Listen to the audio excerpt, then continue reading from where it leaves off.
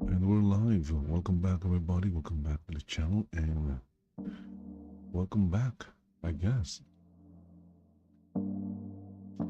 Welcome back to another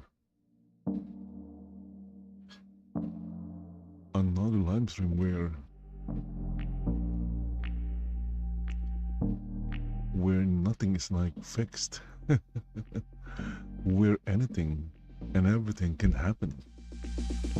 Like maybe just reacting to videos, playing games, or getting an idea on, working on this map that I played around with in RPG Maker MV.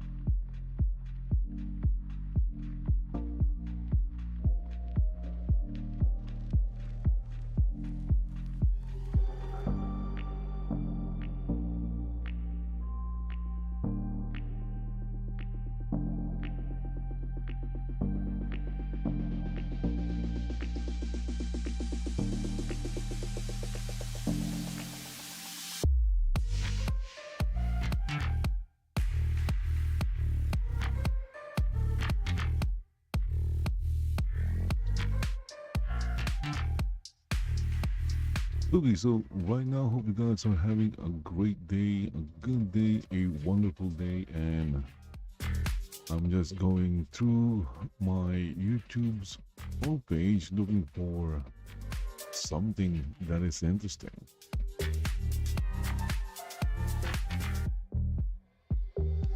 Something that is interesting and also new.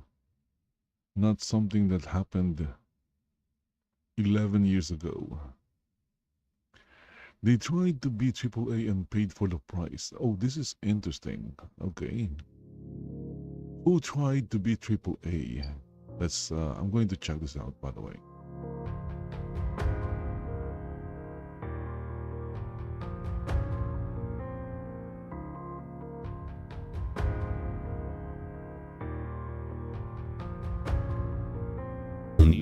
This video is by Multif, okay, and it's 30 minutes long. But very similar to those games, Splitgate 2 or Arena Reloaded, depending on how you want to call it, is... Oh, okay, so he was talking about Splitgate. Okay, Splitgate.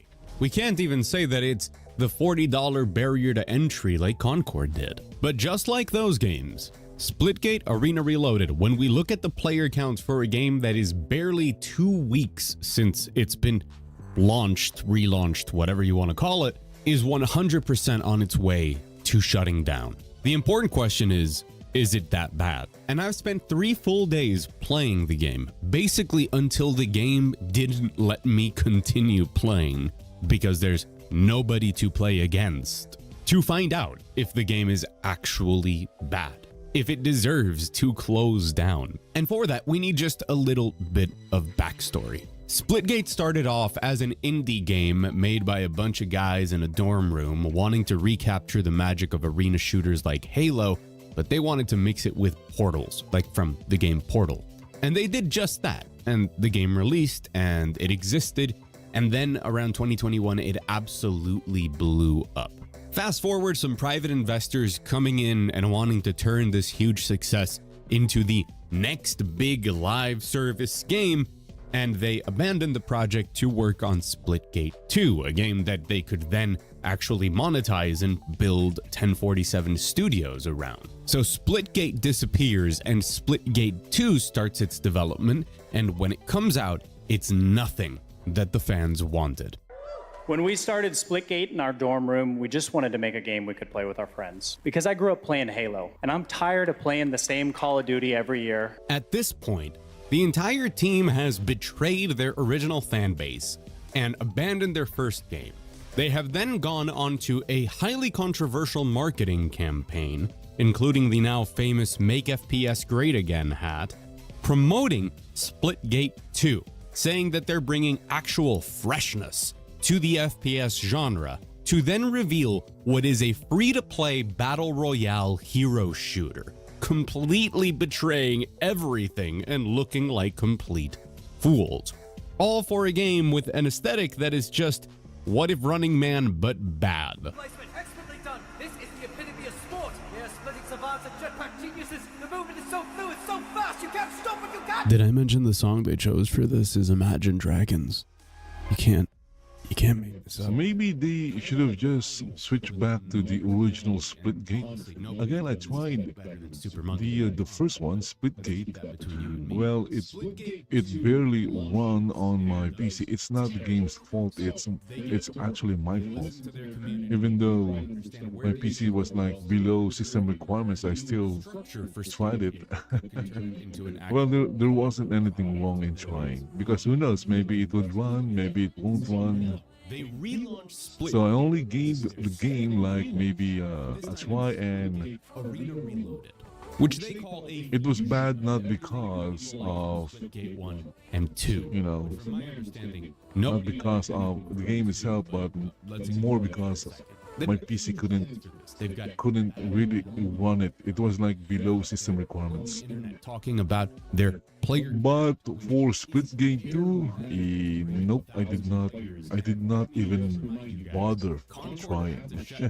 Because it was around 500 to 400 players and then dwindling. We'll go deeper into the problems of having this low of a player count on a multiplayer game in a minute, because I got to experience those issues firsthand and they are killer. But to turn an indie darling that everybody loved and the only thing they wanted was for it to stay the same, maybe slowly improve, get more content, and destroy it twice. That to me warrants a deep dive. And what I found is even more surprising than you can imagine, because let me tell you something. I think Splitgate 2 is really fun. The core game that is there as a person who hasn't played Splitgate. Really? Okay, so this guy is saying that Splitgate, It is every this version of Splitgate, why is it fun? reeks of desperation. Or how is it fun? In many ways, Splitgate Arena Reloaded is like your perfect Christmas present. Exactly what you asked for. Right there on Christmas morning under the tree. Except it's wrapped in dog shit. And that's Oh, okay, okay. so much more interesting to dig into. So it was fun, but it's wrapped in dog shit, okay? Splitgate Arena Reloaded, good. What makes it bad? And what makes it so unappealing Exactly, exactly. Those are my to play? questions as well. Hi, I'm Mug, and if Even though I'm not going to play it because I can't. fantastic. I literally can't. If you like this video at any point, hit the like button. Helps the video spread throughout the YouTube algorithm. And if you really like what I do, these sorts of deep dives, my news, reviews, and essays on video games and everything in the video game world, consider subscribing, but make sure I earn the subscription. Watch the whole video, watch some other stuff on the channel. Make sure it's worth it. There's a lot to talk about here, so let's get into it. I think the first thing that we should talk about is the elephant in the room, the player counts. The Splitgate developers have come out on Twitter and said that the player counts that you see on Steam are just one number on one platform at one moment in the day. And they don't represent the community, the people who love Splitgate, who play it on consoles, who play it on Epic Game Store or on wherever else you can get it. That they don't represent the willingness of the team to make this game better and keep building on it. And while that's a very admirable damage control thing to say, the reality of the situation is not that. Player counts in a multiplayer game matter tremendously. If you don't have a healthy and stable player count, none of the things that make modern multiplayer games work can work, and I had to experience this firsthand. You see, the idea of having an enjoyable multiplayer experience depends on having people playing the game. I know that might come as a shock. So let's look at some of the current disadvantages that you would have playing Splitgate 2. If there are some modes that you don't like, or God forbid, if you only want to play one mode, for example, let's say King of the Hill, be prepared for your queues to be considerably longer, sometimes longer than a match, because the game can't find people. As the game can't find people, it will start opening up what people it can match you against because it doesn't want you to sit at a menu waiting forever. And so the game slowly starts throwing parameters that it normally uses for matchmaking out the window. Oh, proximity so that you have a good stable connection and good ping? Nah, we're gonna start connecting you to players on the other side of the world. Skill level at even basic things like the amount of hours you have in the game.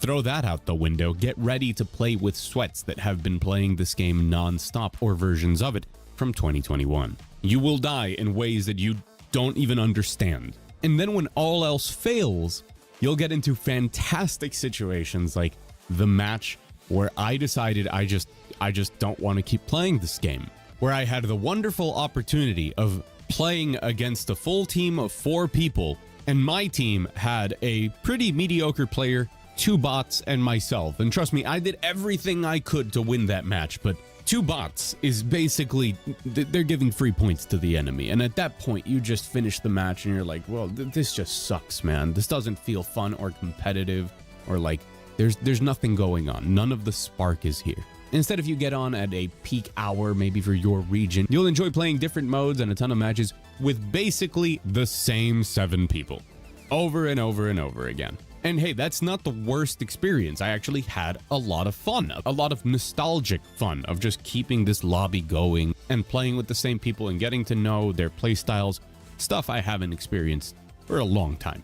But that's if you're lucky and if your skill is up to the task. If you're brand new, you might just get constantly stomped or get terrible connections. Or if you're not very good, or if you're in a pre-made, you'll fight a team with bots on the other side that doesn't feel particularly satisfying to win against. Or if you're on the better side of the spectrum, you will have bots on your team where it is almost impossible to win and doesn't really feel all that satisfying either. Player counts matter. So should this game have higher player counts? Well, kind of yes and no. Let's get into what Splitgate Arena Reloaded is. And as you might infer from the title, it is an arena-style shooter that tries to bring back a lot of Halo-style shooting, maybe modernize it a bit with a little bit of the Call of Duty style of stuff in there, including perks, loadouts, and attachments for your weapons, although a very simplified version of it. And you play a ton of different modes, from Capture the Flag, or Split Ball here, to Domination, King of the Hill, Team Deathmatch, SWAT, One in the Chamber, and of course, classic modes where you don't have any of the loadout stuff and it's more about fighting for positions on the map. A lot of that also has to do with something that we don't see in shooters pretty much at all anymore, which are power weapons and power positions being a very important part of map design. Rocket launchers, one-shot sniper rifles, stuff like that that can swing a match and add a mini objective throughout even objective-based game modes. And to top it all off, it has some crazy cool movement tech in it and a just excellent experience of moving in the map paired with portals, with everybody being able to place 2 portals that completely changes how maps flow, how flanking works, how controlling positions also means controlling portal spots. And that comes with some good and some bad. Fortunately though, for most everything I'm talking about here, everything is pretty damn good. Which, if you were paying attention at the start of the video, means that after this, it's all gonna go downhill pretty quick. But hey, let's enjoy the good for now. The game features a ton of different maps and a ton of different game modes. It has support for custom maps and for custom games. It features 34 weapons that pretty much across the board all feel great and balanced and feel like they have their place. Some of these maps are incredibly fun, especially on certain game modes. A lot of these weapons are very fun and feel incredibly satisfying to use. And from shooting to recoil to movement to feedback to sound effects, this is a game that very quickly gives you tons of situations where crazy cool plays happen that put a smile on your face and keep you engaged and wanting to play more and just have a good time. It does satisfy both ends of the spectrum. If people are incredibly try hard and want to portal camp and just like jump from portal to portal and shoot you from them, which is what a lot of the high skill players do and I hate them, that's a thing that people do in this game. But if you're in it for, I want to jump in with my buddies, have some laughs and, you know, have a beer after work and enjoy this stuff, this game has that in spades. I had more fun in 2 hours of Splitgate Arena Reloaded than I did in 20 hours of Concord. And I think that matters. And I mean that from a perspective of, during 20 hours of Concord, there were very few times that I felt like, man, this experience was really fun. I'm chasing that high again of a match that's this fun next time around. I had more of that in just 2 hours of Splitgate Arena Reloaded than I did with Concord. Which is why I ended up playing like 9 hours of Splitgate. And there's just a lot that's very good about this game. I mentioned that the weapons feel good, but man, some of them are just That is like, really the BFB. that is quite long. 9 hours of, Satisfying. is that one sitting? Using that thing, especially when you use it in That means you are enjoying the game. those movement options are very easy to understand. Because if you are getting bored and not enjoying, I don't think anyone could last 9 hours in one sitting. Which recharges very quickly as soon as you're on the ground to preserve that speed and then chain it into another slide. And while you're in the air, you can also kind of angle yourself to make that slide better. And some of the perks allow you to run faster and to make your slides longer, leading to plays where you can build up a ton of speed and then launch yourself from an angle somewhere on the map, fly over it at that blistering speed and try to get sniper headshots and stuff like that. You might think that with all of these movement options and how quickly things can happen in a match, that It would be hard to keep track of things, especially when you add on top of all of it the portals. But audio is just clear in this game, to a degree that I haven't really experienced, maybe except Arc Raiders, but definitely leagues above other live service shooters. You can clearly tell where somebody is, where they're moving towards, at what speed, and if they are above or below you. And when a portal is made, you can hear it clearly. And there is a very good balance between how low the volume is and the mix of your teammates' footsteps and portals versus enemies that makes it immediately apparent if you're dealing with a threat or with an ally. On top of all of this, the game feels very fair when it's not just being outright fun. Certain weapons have certain advantages at certain ranges, and that's pretty much how every single FPS balance goes. But in Splitgate Arena Reloaded, the time to kill is long enough that everything feels like a fight. You always have a chance of coming back and outplaying your opponent. It's never one of these situations where whoever spots the other first wins. There is skill involved in pretty much every single gunfight and putting yourself in situations or refining your movement throughout a map to give you an advantage.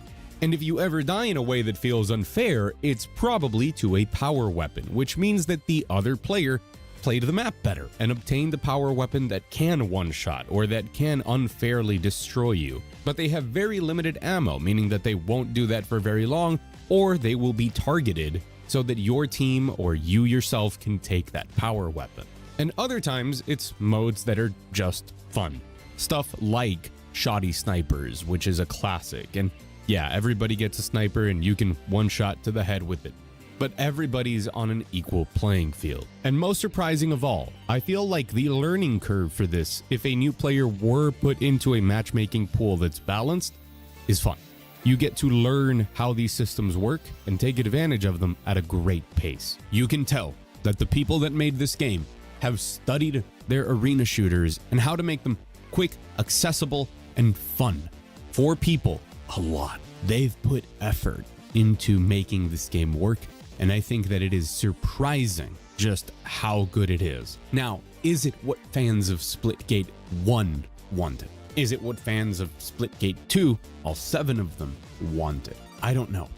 I wasn't there, and I don't think there's really enough people playing this game or giving it a shot for there to really reach a consensus on that. What I can tell you is that it's a fantastic blend of stuff from other games that I love. It's got a lot of the Halo feel, a lot of the crunchiness and the movement and the map design that comes from Halo. It's got a little bit of that customization and that RPG progression that you see from something like Call of Duty and the ability to chase mastery skins and all of that. It's got movement that feels like a mix of Apex Legends, like 70% Apex Legends, 30% Halo, that I really enjoy. The movement in this game can reach crazy speeds for crazy cool plays if you're into movement shooters, which I am. It's not the craziest of the bunch, at least on average when you're not doing crazy portal shenanigans, but it is more than enough to make me happy, I can tell you that.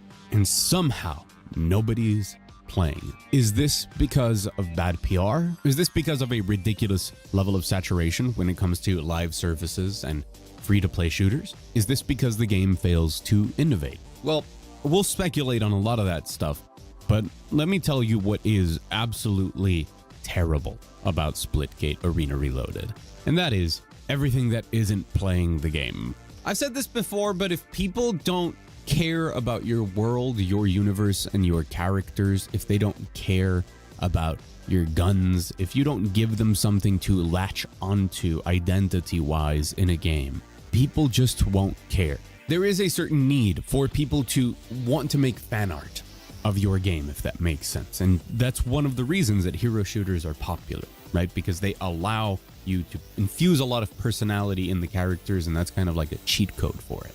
But plenty of other games have figured it out. Call of Duty and their skins and whatever, having people do cosplays of Ghost, people loving the universe of Arc Raiders and drawing the arc and coming up with theories. Halo and the whole concept of Spartans and the armor and the weapons. These things matter. And Splitgate has zero personality anywhere. It's at least not offensive in the sense that they don't have a ton of personalities that are garbage or don't fit the characters and their roles or confuse the design of the game, which is something that Concord had a lot of. But we're talking about the lesser of two very bad evils. The general aesthetic of Splitgate Arena Reloaded is, what if Halo was a televised death game on TV? This is not new. We've seen this sort of thing done many times as like the idea for a live service. Most recently, The Finals does it, and I think does it pretty well. The one twist that Splitgate Arena Reloaded adds to this is that what if that were more esport oriented? Make it more like,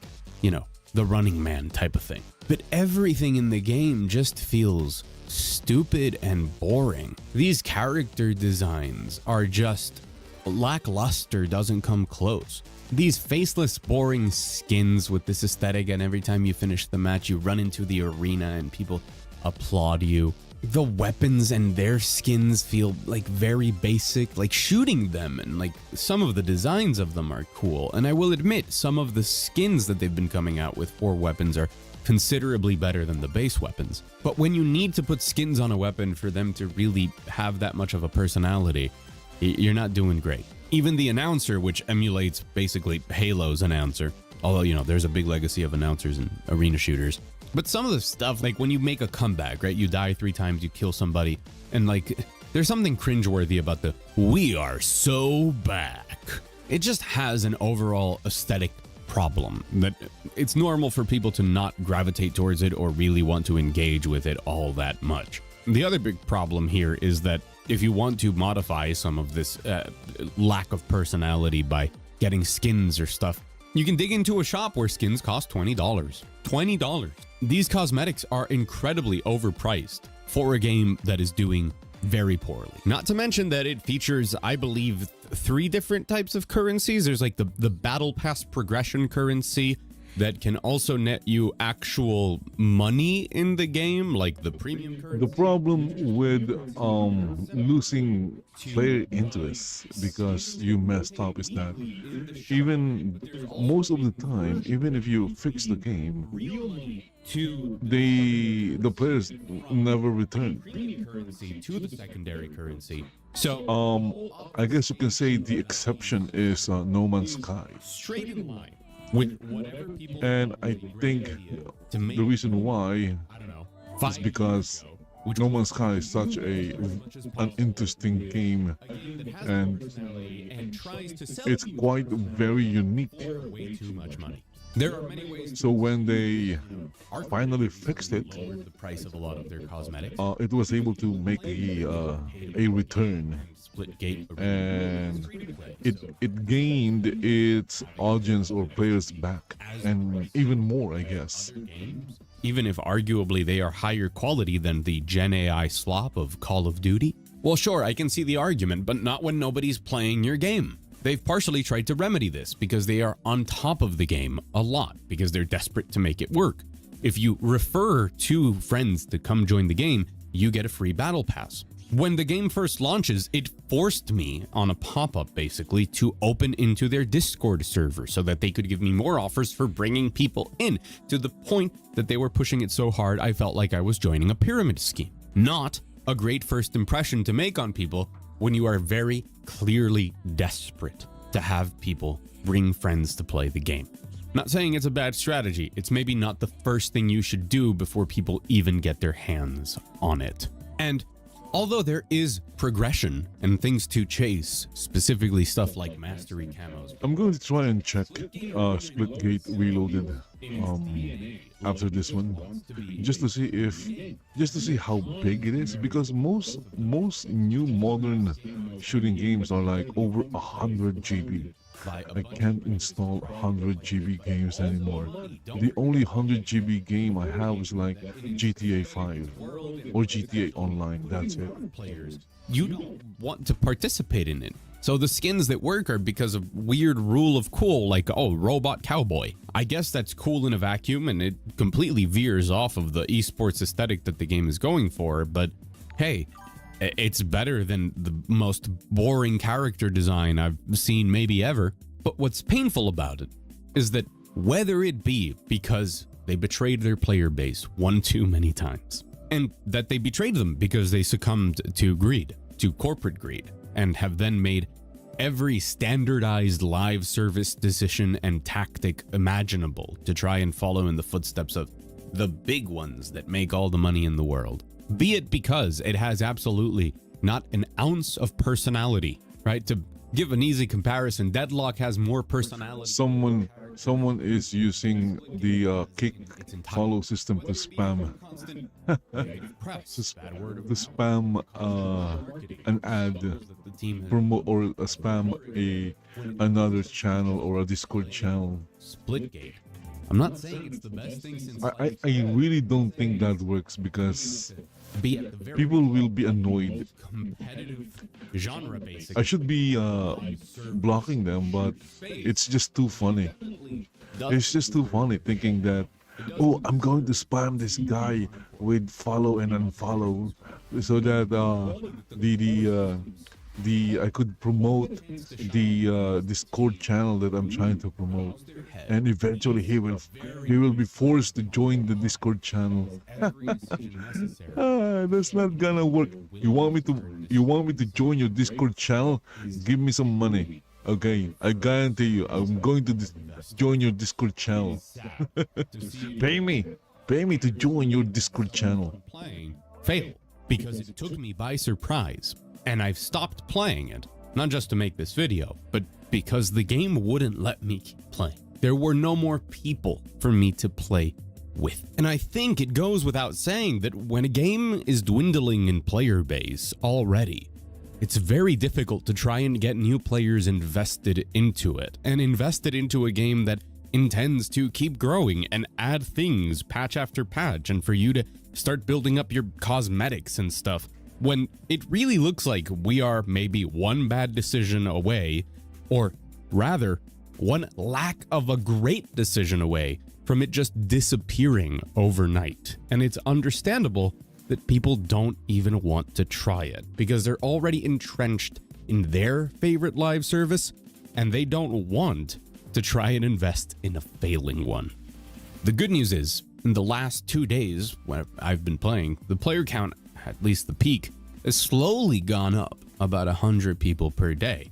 They managed to break over the 1,100 barrier, which means that they've officially, finally, gotten more players than 1047, the name of the studio. Just, hey, good for them. And it just might be people jumping in and finding out that they enjoy the game for what it is, even if it is a flavor of the month distraction or finding a fan base that wants to support this sort of game that has been craving this sort of arena shooter. And what I'm going to say here at the end might surprise you. If you're a fan of arena shooters, or you just have that morbid curiosity of playing a game before its history and before its lost media, I do encourage you to try out Splitgate Arena Reloaded. It's free. What's the worst that could happen? I'm going to check it in Steam, but I'm pretty sure it won't run in my PC. So even if I want to run it, and if my PC can't run it, or even if I want to give it a try, but my PC can't run it,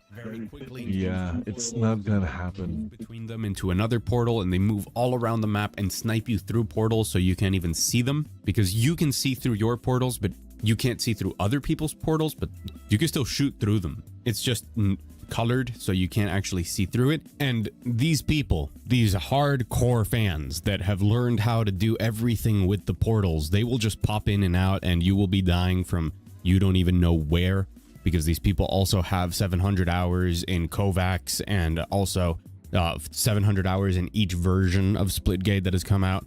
And the balancing of the matchmaking can be a huge detriment, and a lot of that comes down to the fact that there is no player base for this game, which, you know, chicken or the egg, man. But when you get into a match where people are just jumping in and figuring it out, you're gonna have a blast. And you'll see all the flaws as well, but I do think that a lot of the positives that exist in Splitgate Arena Reloaded overcome those negatives. Do they overcome the completely understandable feeling from the community of this project, this indie darling, betraying everybody that supported it and loved it in exchange for making shit that nobody wanted, and then having to course correct once again and trying to find a middle ground that nobody asked for? Probably not. But if you've never been part of that, I think there's something here worth enjoying, even if maybe there's nothing here worth rewarding. Whatever might happen to Splitgate Arena Reloaded, it is the biggest failure of this year, and we're like 9 days into it. So guess let's wait to see what Highguard does, huh? But in any case, I've been Mug, and if you enjoyed this deep dive into Splitgate Arena Reloaded, a review of sorts of what the game is, what it puts on offer, what it does well and what it doesn't, hit the like button. Helps a ton. And if you want more videos like this, from deep dives into the news, the state of gaming, deep dives and essays into specific video games, both good and bad, consider subscribing. Check it out. And thanks for watching. But an extra special thanks to the members of The Wall, be they members here on YouTube or on Patreon. That is a big wall. Support what I do day in, day out. Algorithm be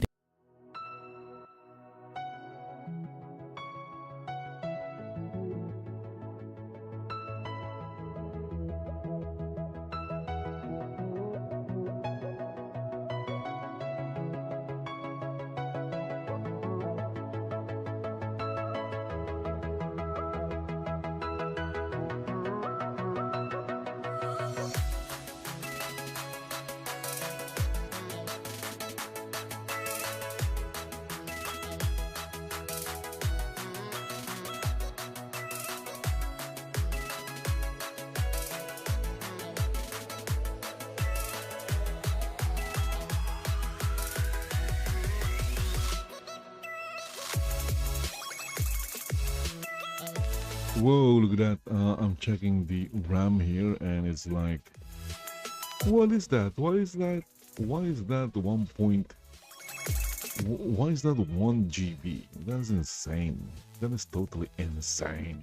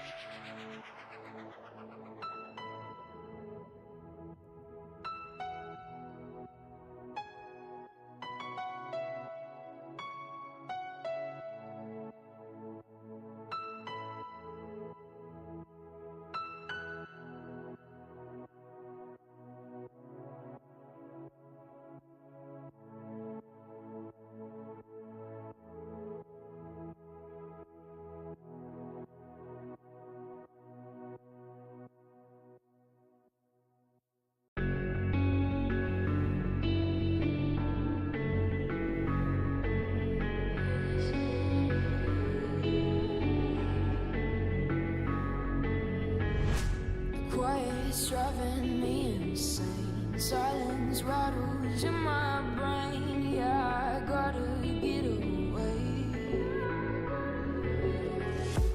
Always waiting for the phone, so I built my towers tall, wandering through these empty halls. Breaks the cycle now. Walls are coming down. I gotta make it out. Yeah, yeah, yeah, yeah. Look my fear right in the eye. I just wanna feel alive. I just wanna feel alive. I just wanna feel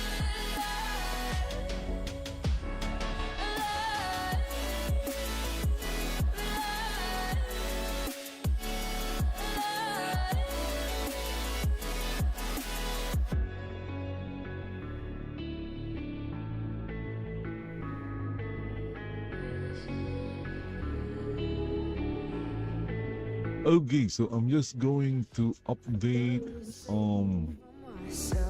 This emptiness, it hurts like it looks like I updated Shroud of the Avatar. Okay, I guess that's good. I keep getting in my way. My stubborn pride will dig my grave. Please hit me hard with every step I take.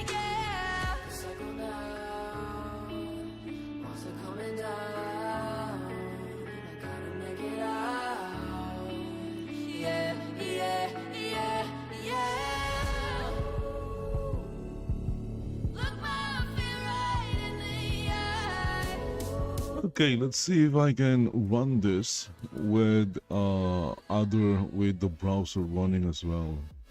Sometimes it's hard to, because Shroud of the Avatar like uses like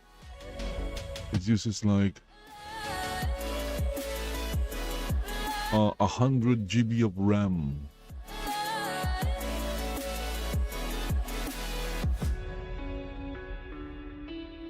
I just wanna feel alive.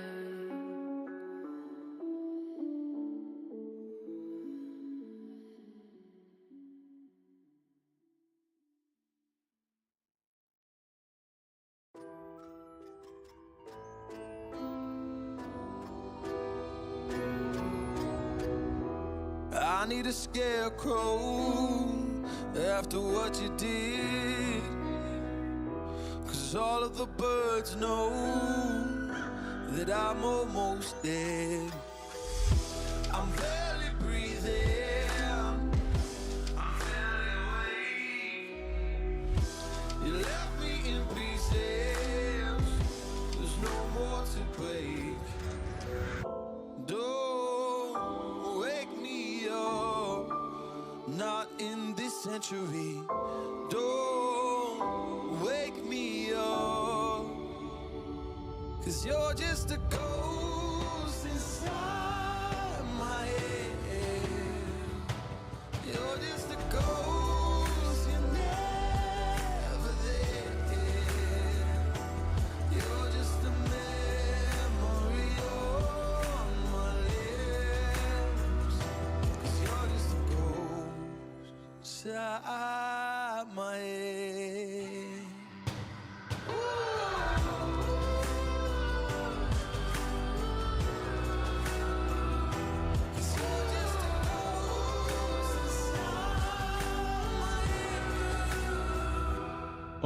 The problem with Shroud of the Avatar is that when they update things, they also break things.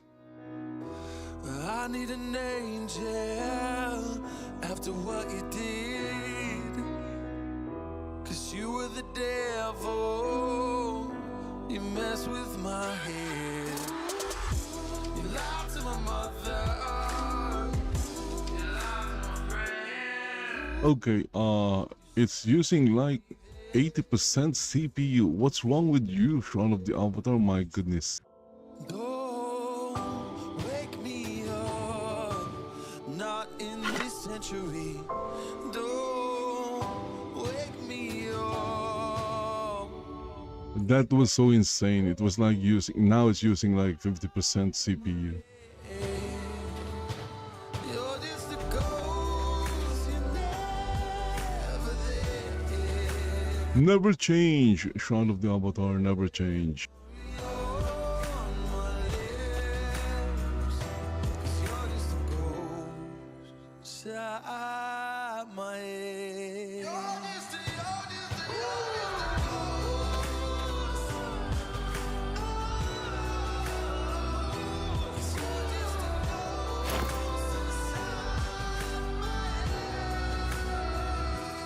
You're just a ghost inside my head. You're just a ghost, you're never there. 'Cause you're just a ghost inside my head. You're just a ghost, you're never there. You're just a memory on my lips. You're just a ghost inside my head. Oh, you're just a ghost inside my head.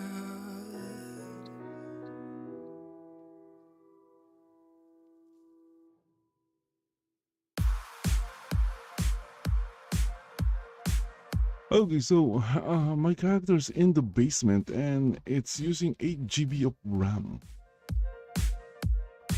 How is that? Why is that?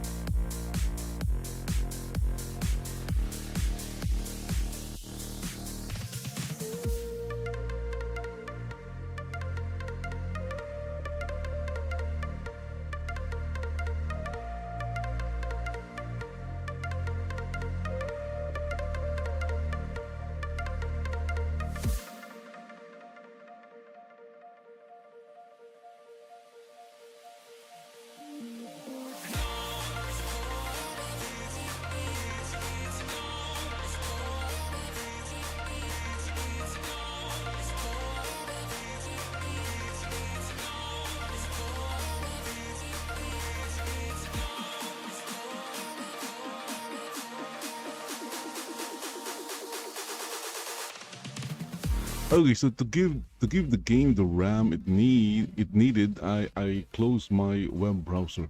That's why the screen over here, or the vertical window disappeared.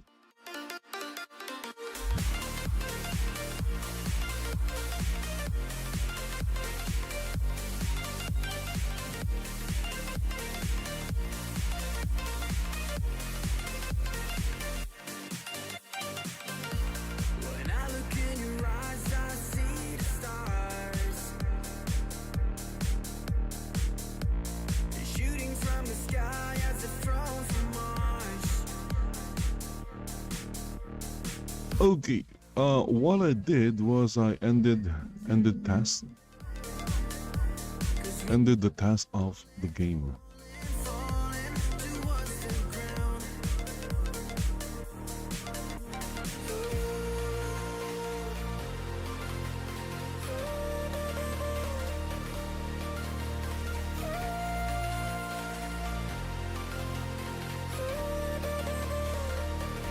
Cause we'll start falling, falling, falling. Cause we'll start falling, falling, falling. Cause we'll start falling.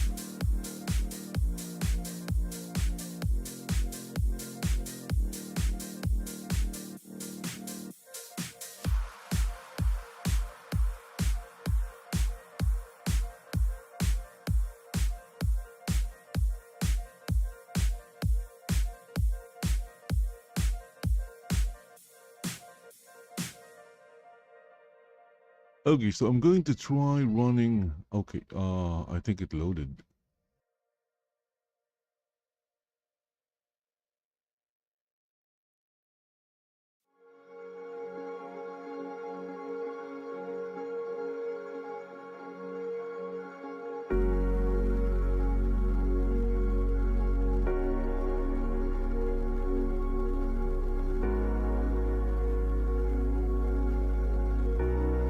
Again, I closed my web browser because the web browser was like using 1 GB of RAM.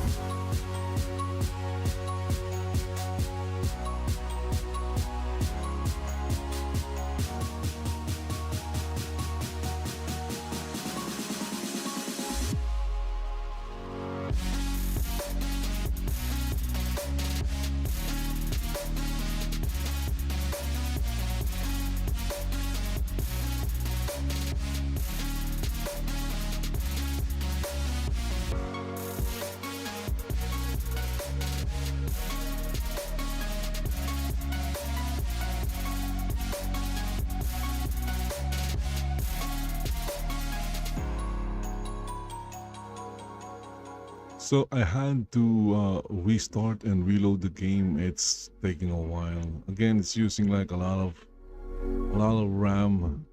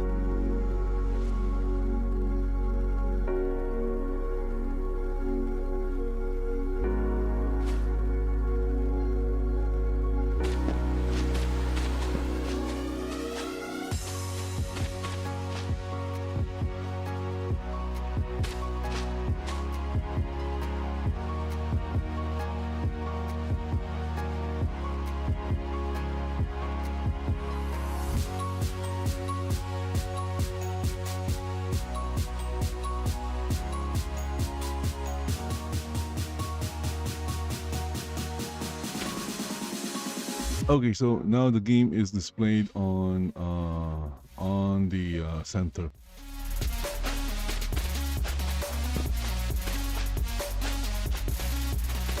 And don't be surprised if you see that my avatar is like a giant on the map. Yeah, look at that. Look at the tree, and look at my avatar. Yeah, my avatar is a giant.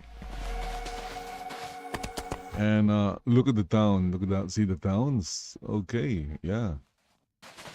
That's just what or how Shroud of the Avatar is. You are a giant. It's easy to set a young heart on the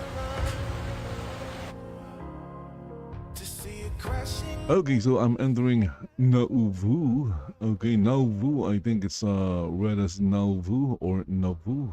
Nauvoo? Nauvoo. Nauvoo. So in I guess in our local language it's coughing. You coughed.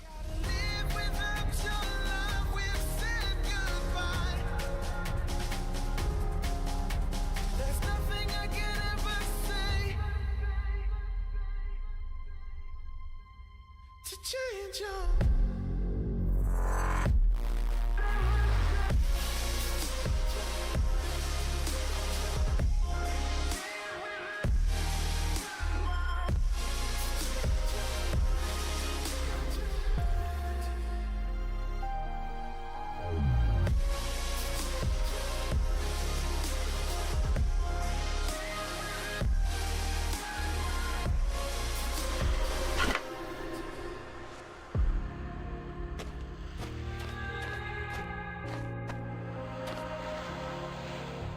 Defeated by the dreams and Wow, look at that. It's been a while since I last played, like maybe a month. And they haven't fixed the darn bug. down on me. Walking alone on the coldest Look at that. Look at that.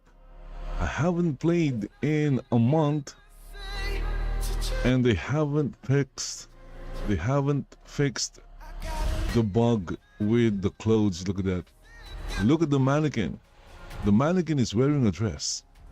And after a month, the mannequin or the dress of the mannequin still missing the bottom part. Again, that is a graphics glitch. It's actually, the dress is actually full.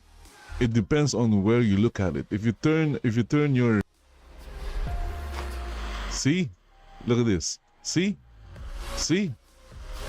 in this angle, the dress is in this angle the dress is complete, but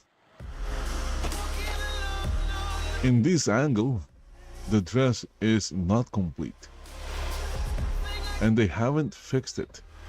And I haven't played in a month. Amazing. Guys, you are amazing. Shroud of the Avatar guys, you are amazing.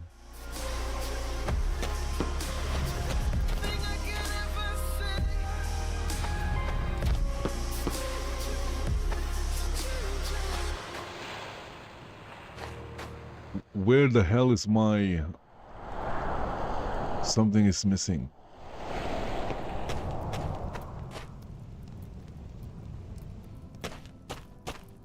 Why is there no mailbox here?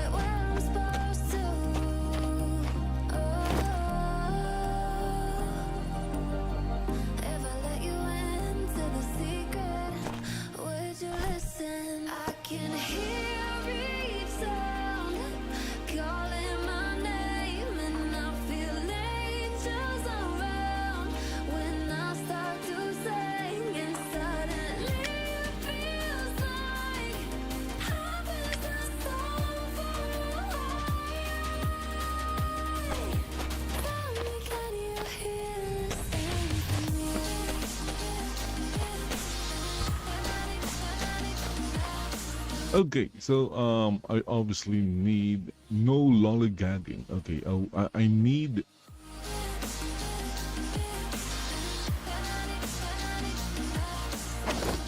because I sold like 100k gold worth of items.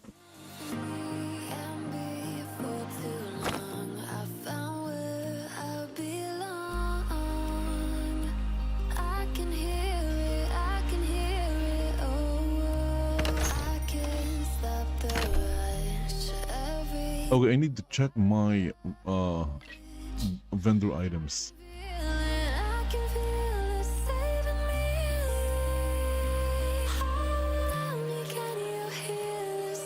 I'm checking, it's in this window over here. I just want to see what I need to refill.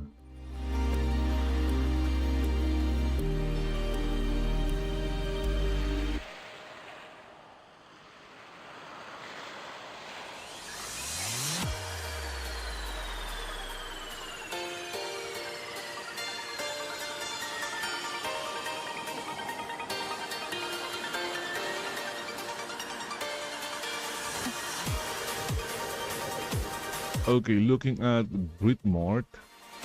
Okay. Coil of rope.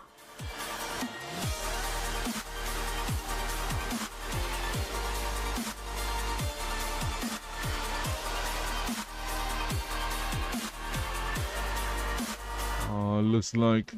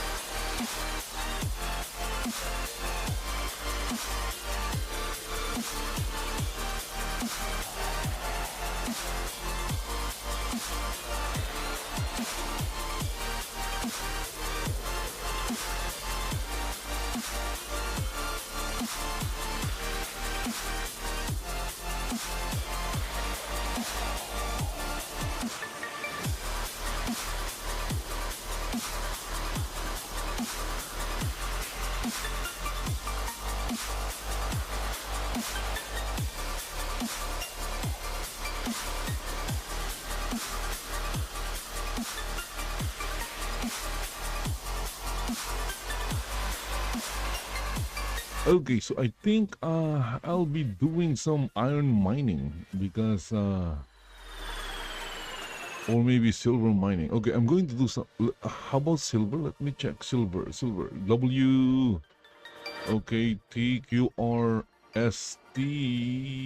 I do have some silver in Novo. How about iron? Iron. It's Iron Man. I don't have any iron. I'm going to do some iron mining. But let me check my... Ooh, I'm carrying a lot of things. Okay, I have like fish bowls. I have like 2,000 crown of the obsidian. Ooh, how did that happen?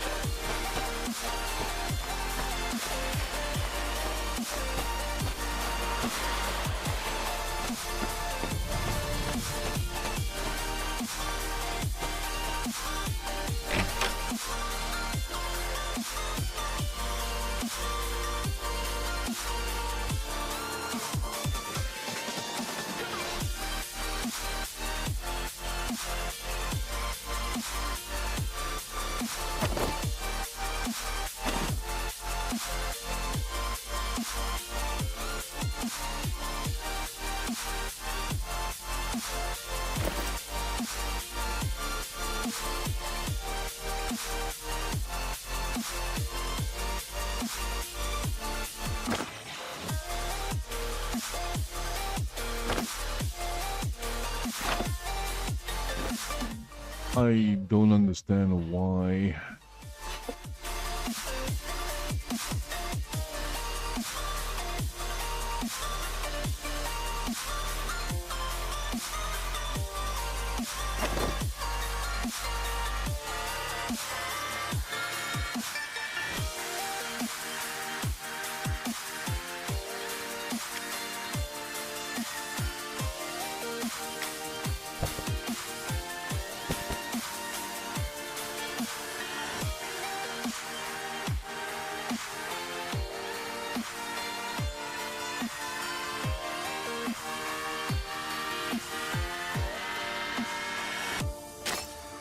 And now it's just like, man, you got to have that time where you just like disconnect from the scene, just the race. Like, and it's a race that I've created in my head, you know? But you have to step away from it.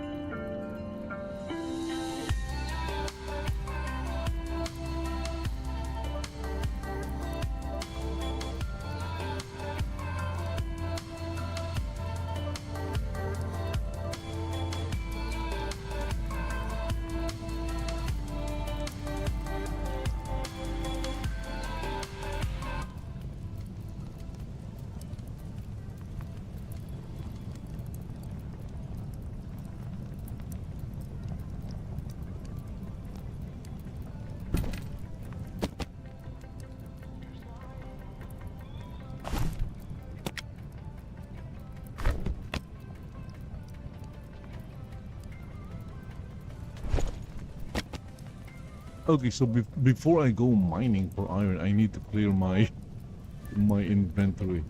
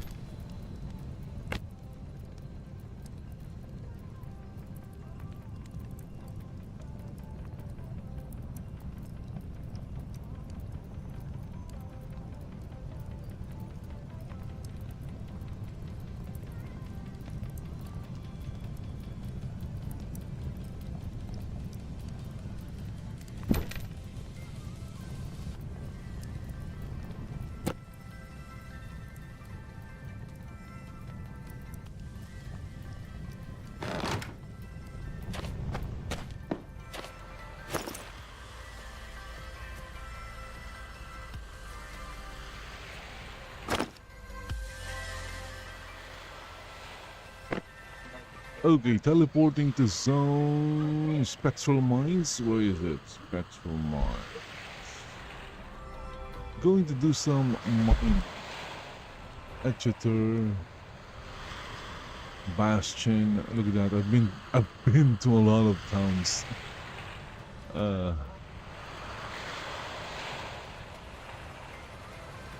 Okay, we have Elysium, Exeter Crag Mines. With Exeter Crag Mines, I'll be mining gold, and you know, I'm going to mine iron. Yeah, I'm going to mine iron.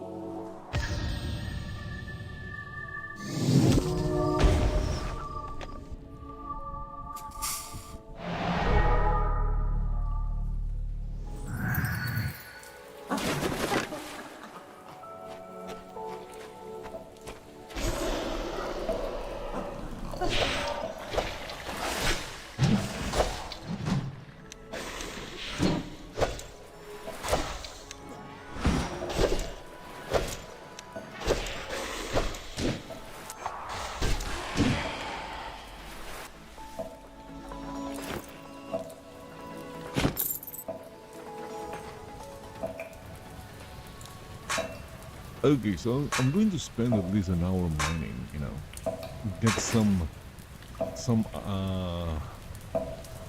something to sell.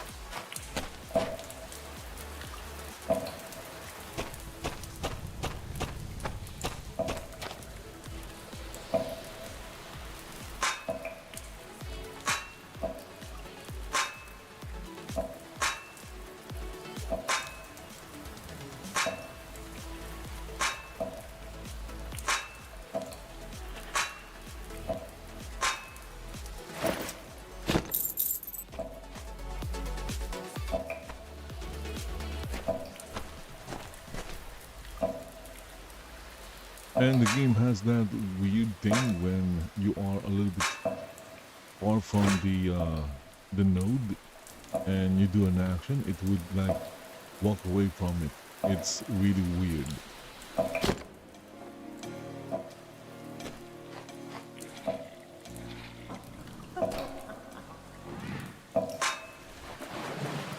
So it should walk towards the node, but oh, look at that! I got 7 crown of the obsidians. Yay! Okay, thank you, Chris Pierce, for the free crown of the obsidians.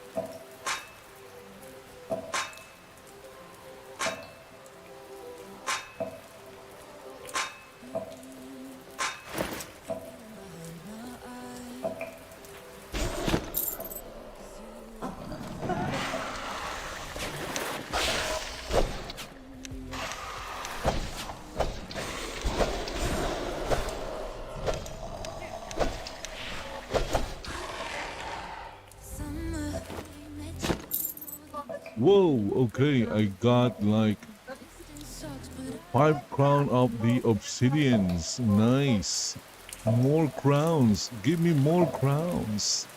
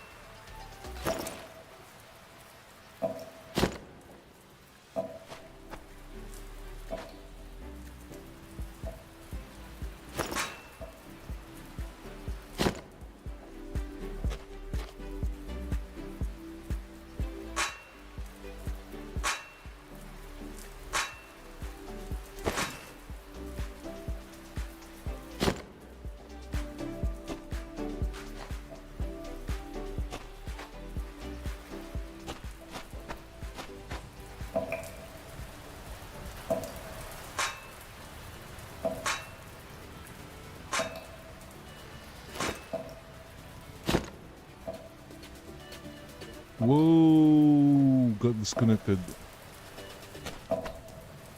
Okay, it reconnected.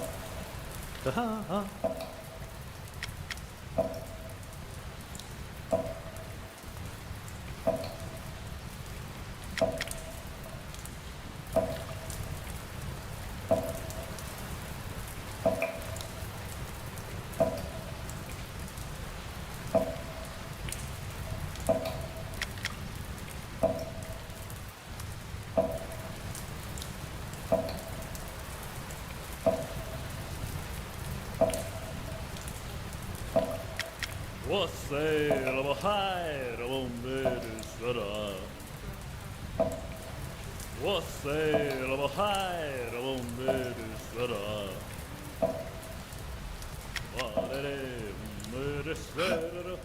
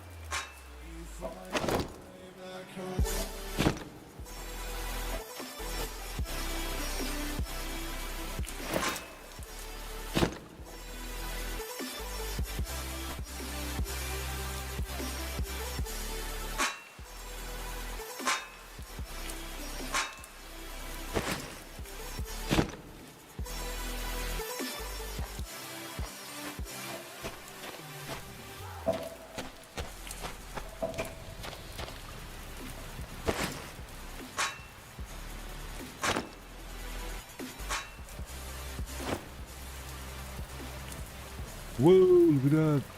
Crown of the Obsidians once again. Oh, it's not. Okay.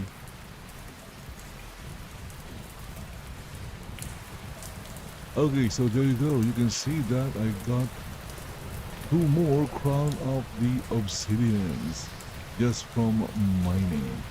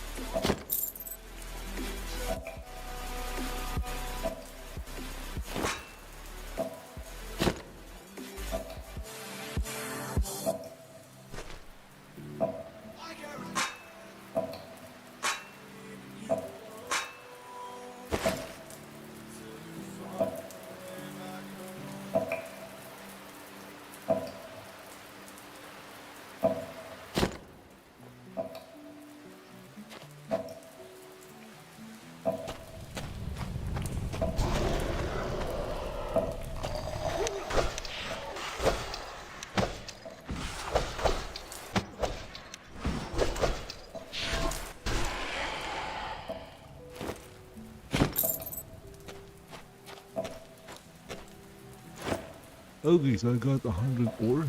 Look at that. So going to take a break from Call of the Avatar. Continue maybe next time. Going to put this ore in the vendor. Okay, I'm going to collect all of it and put them in the vendor. Okay, let's go. Yeah, going to end this one. We're gonna end it.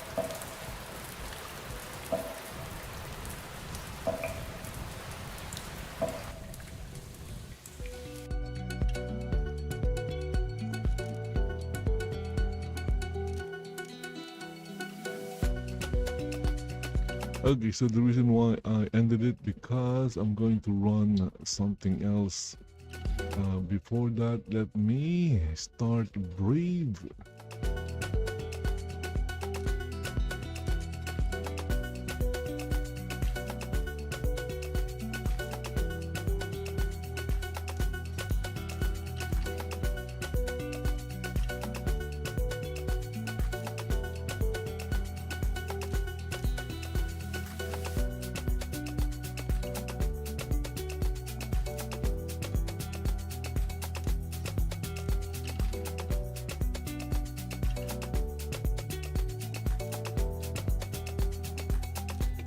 Be right back. Be right back.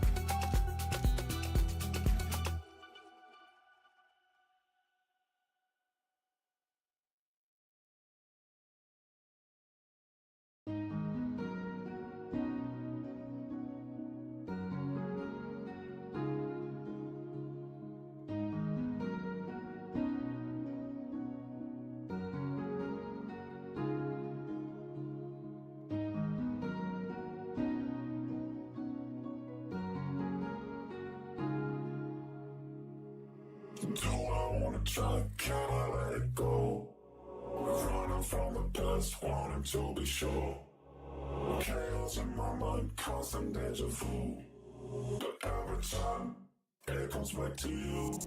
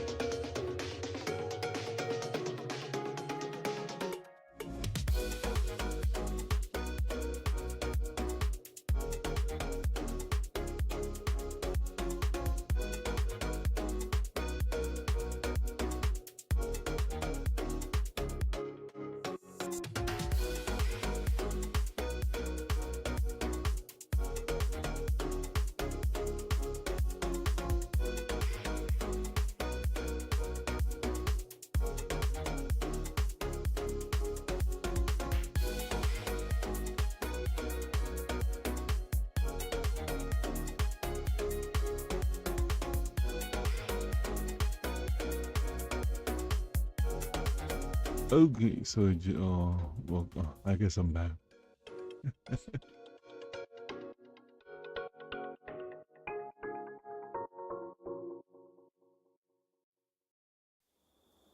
She galvanized me, steady like steel, back on my feet, living for the thrill again, loving for another day.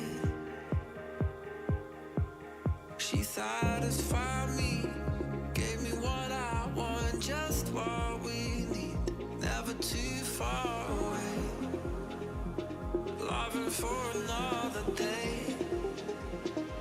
But she asked for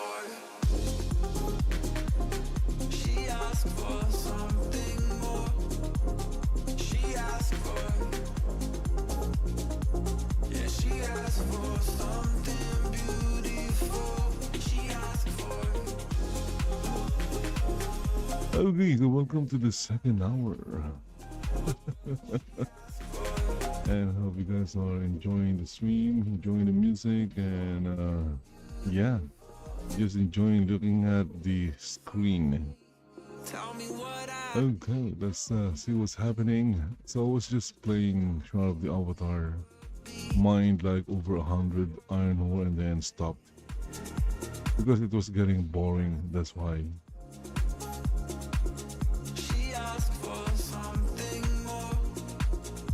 It says here that stealing the Coca-Cola secret formula with science. Look at that.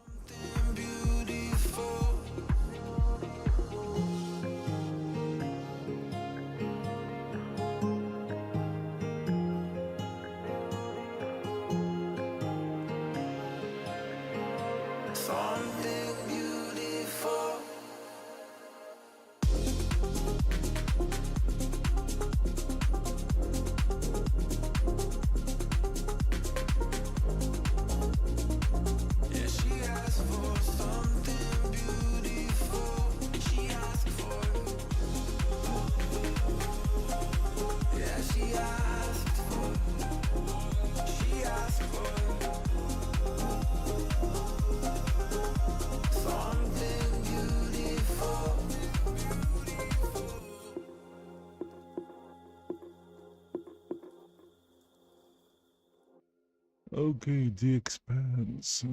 Oh, it's a game. There's a game called The Expanse. Okay, I thought it was a television series. But I guess they made a game from it.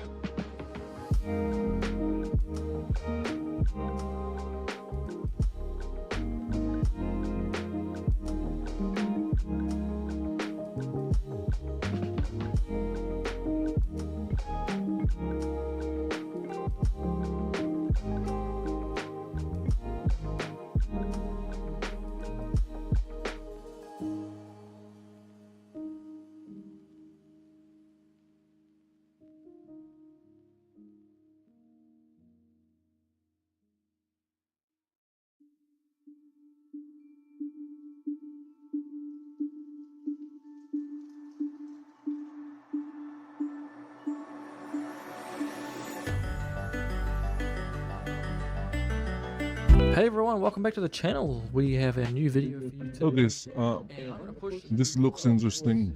building Look at that. to breaking point. I'm gonna put My copy of Fallout will never look like that, here unfortunately. the Vault-Tec van just to show you the scale. And if you're wondering the location, we're right next to the satellite station Oblivion. I've done a little bit of spiciness around here, got some water and some rocks, I put that there myself. So land is limited, so we're going to go vertical.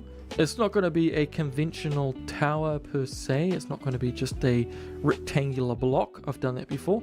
I'm going to go for something a little bit more unique, and I kind of have a rough idea of what I want in my head, but not quite sure how I'm going to execute that.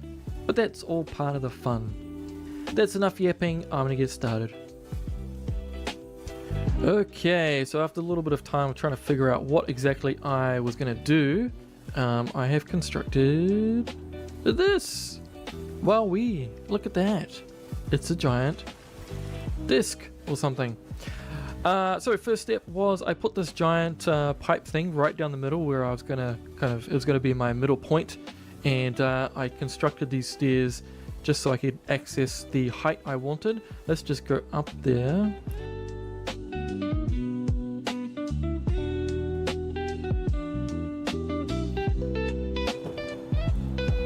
Look at this. So this is the height, the general height of the settlement I'm going to go for. It might go a little bit higher because I'm going to put buildings on top of here. Okay, that looks interesting. I'm going to try and copy it. Well, it's because I'm a professional. Just joking. I just found a very large round object and I built around it. And that's how I created this thing. So this is going to be the basis of our settlement. So I've given myself a little bit more room to build.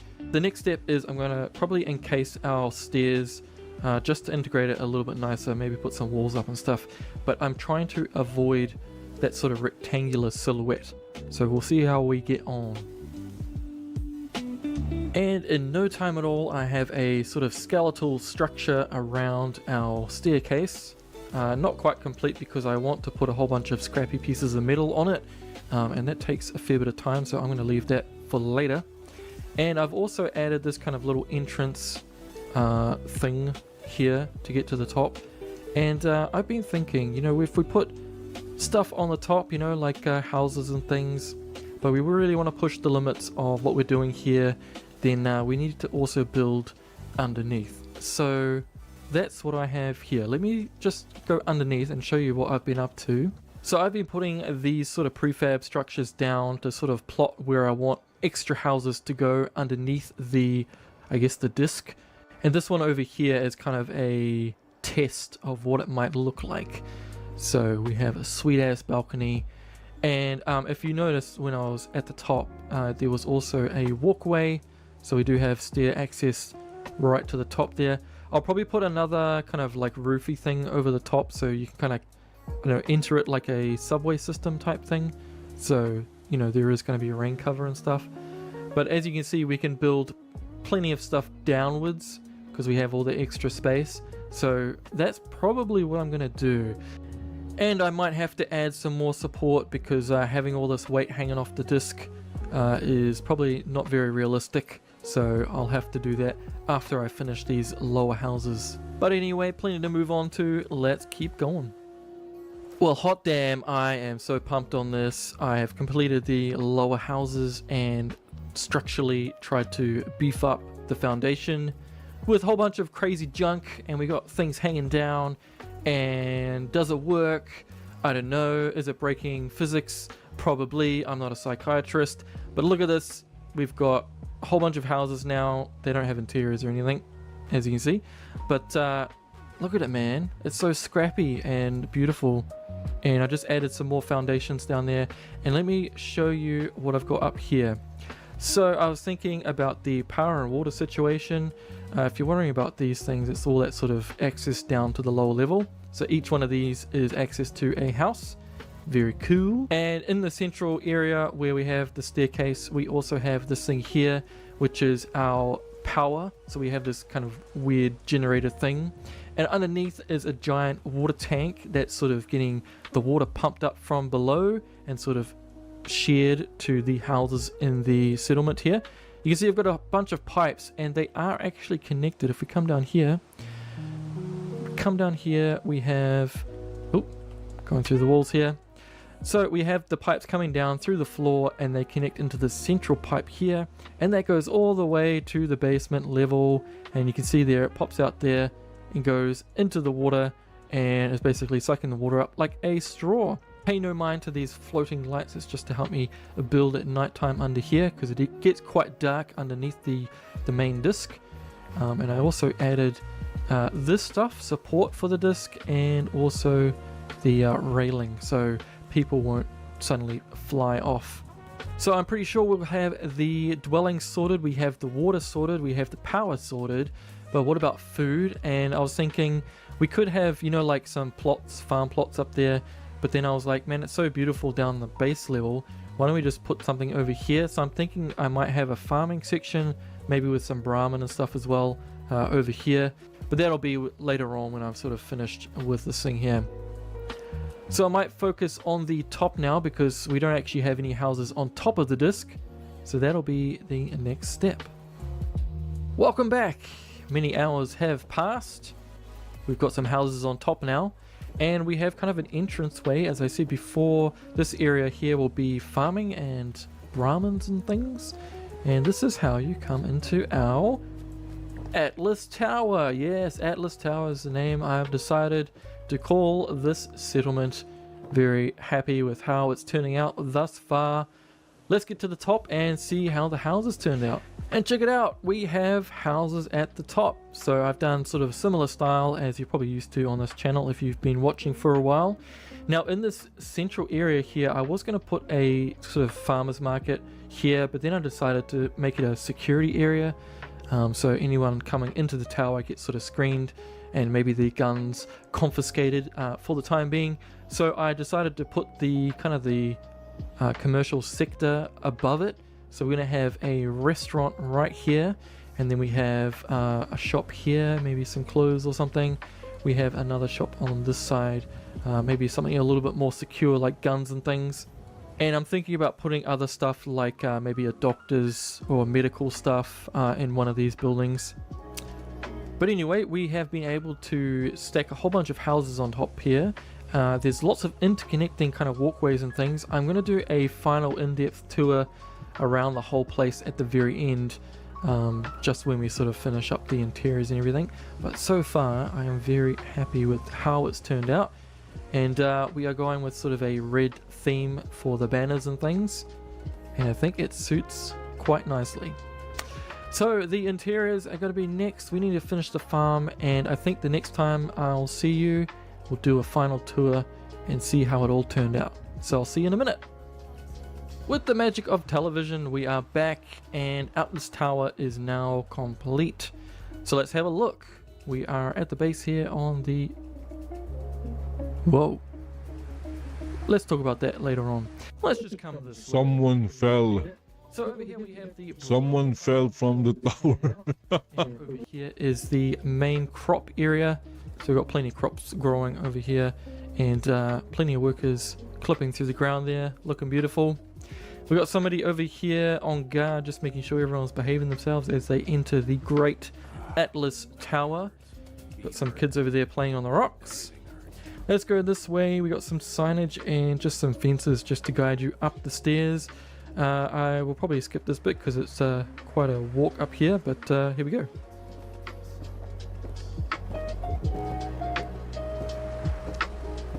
Alrighty, we are at the top, and this is where you check in. You hand over your weapons and any other valuables you might want to store over there, and then you can come through to the main living areas. So this person over here is just selling some stuff, I guess some fruits and vegetables and things here. I'm not too sure where to start. Let's maybe do the houses on the outside. This is one of the entrance ways to down below. Open this one up. I'm not sure I'll go through every single house, but we have a living space, and then down below, bedroom.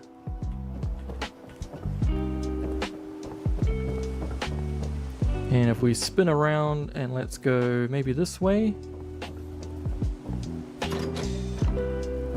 another house here. I'm not sure I'll go through all of them. This one is a kind of a smaller dwelling. It's just got sort of like a bed up there you got to clamber up. And this little area over here is kind of like a workout area. We've got some basketballs and a hoop and some weights and things, so this is where you can get fit. Come through here, another little house. Fairly stacked kitchen. And a bedroom upstairs. And go up these ones here, and inside this person is fairly dedicated to their hobby, which is clearly getting this motorbike back on the road. And this house underneath, this person also has a hobby, which is quite clearly painting. So that's what this person is all about. Just enough room for a bed. And we have another small little house over here. We'll keep it going. This entrance to this house is actually on the inside, on that side, so can't show you that one just yet. This person's hanging out. Come through here, another little dwelling. Another bedroom. With pretty good views.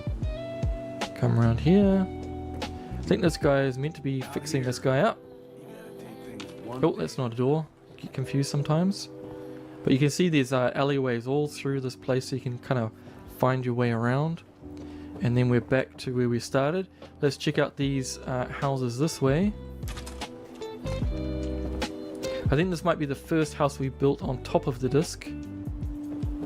And then this one here is the first one we built below, I think. And as you can see, the below houses, they get a little bit more room. So we have a little toilet room here, little hangout spot here. This one has probably the best balcony. Take pot shots. And down below is a fairly generous bedroom, I think. Okay, let's get back to the top. And let's go this way. I tried to indicate the doors with lights. So that's why each one has kind of like a light hanging above it. Let's check out this house. And one's got a little kitchen tucked away. And again, little toilet room and a bed. Let's go below.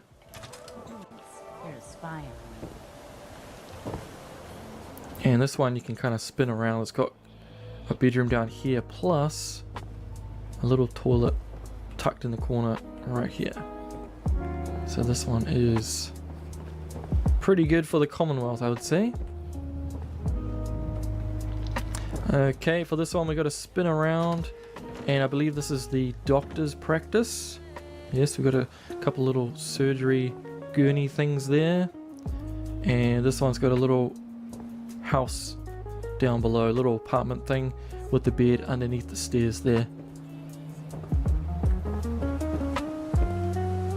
Come back up to the top. Which way am I meant to go? This way. This was the entrance I mentioned before. And then a bedroom upstairs, and there is access to a balcony through that door there. Let's make our way down, and the last house is this one here. Is it? Maybe? I believe. No, second to last. So this one's got some good views as well. Make sure, she's just making sure people are doing their jobs. Come down here, another bedroom. And then the proper last house is this one here. So we have the main dwelling here, but then if you come out onto the balcony, there's access to a lower room, and this lower room is the communications hub for the settlement, so you can communicate with the wider Minutemen force. And it's just got the satellite array underneath there. I chose that one in particular because the lights just made it super cool looking. Let's make our way back to the top and check out the commercial area. So we're back at the start here. There is 3 access ways to the top. So this one here, and we have a very cool sort of restaurant bar set up here. Very nice. And through here is a clothing store, and this is another access way here.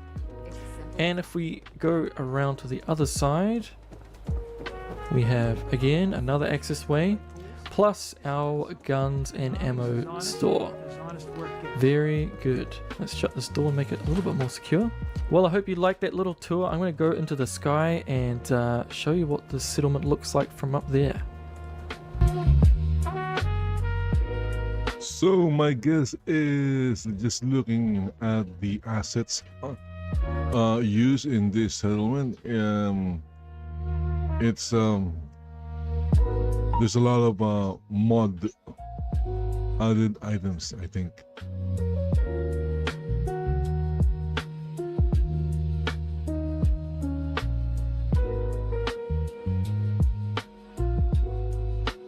I hope you enjoyed this look of Atlas Tower, my newest settlement. Now, one of the greatest... When I'm building settlements, I like it when things snap. Like to be off the ground. Yeah, because I like it when things are aligned. So it's a little bit annoying. I try very much to make things snap, because if they snap, that means they are, you know, perfectly aligned with each other. Something like this that's so custom. Anyway, if you enjoyed this video, please drop. Anyway, that's really cool. Not sure if you can actually build that high in without using any mods. That is quite high. Well, that's enough out of me. Hope to see you on the next video. I believe in Sanctuary you can only build up to the 4th level.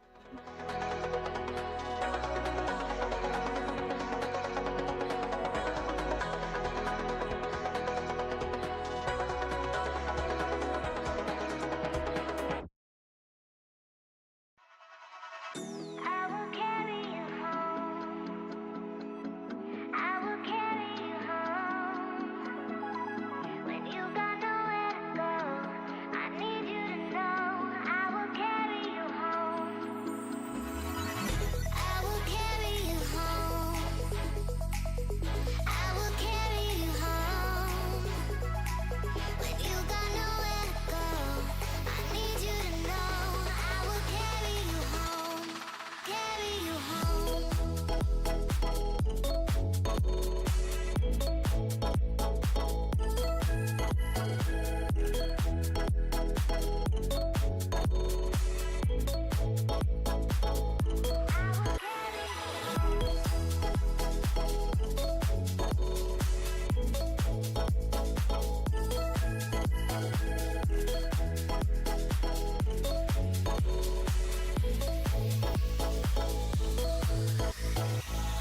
I will carry you home.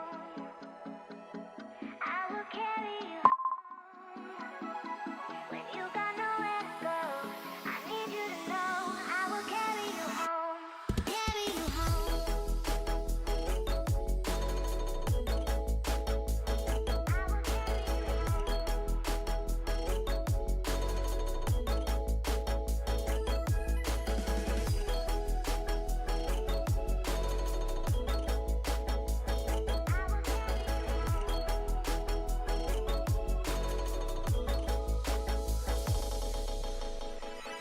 I will carry you home. I will carry you home. When you got nowhere to go, I need you to know I will carry you home. Carry you home.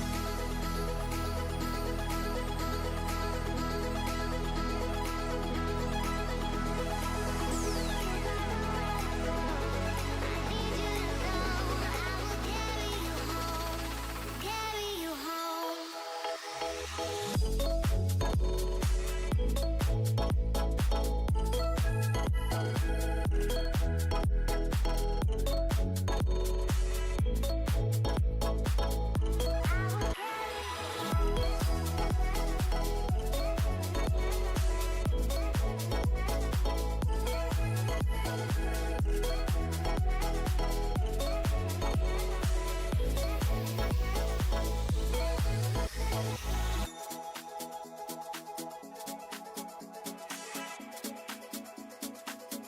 I will carry you home.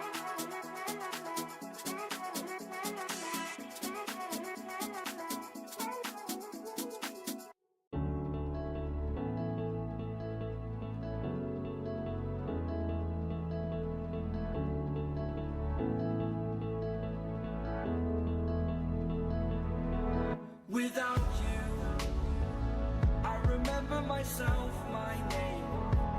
Forgot about all you tried to change. Familiar was the sound of your voice as I continue to walk on by. It has been a year and now I'm living on the line. It has been a year and now I'm thinking what's mine, that I'm better off right here without you.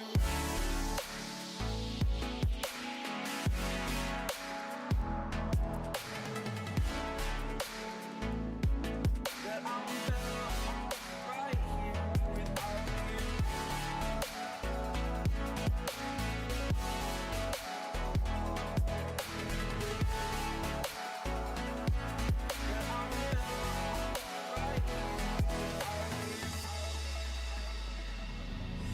Forgetful, I admit that I've lost my place. My memory's gone erased. Like a scratch, only the scar remains.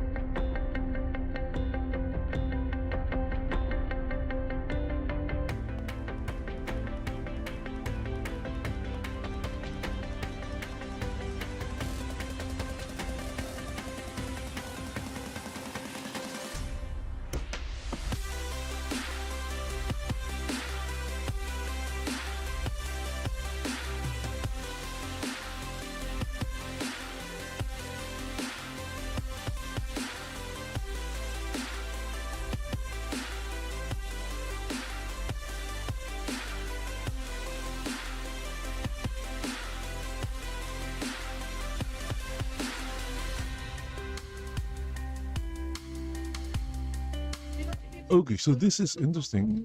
This fake doctor used a YouTube tutorial for kidney surgery from Atosi. Let's go. I'm going to watch this because it sounds interesting.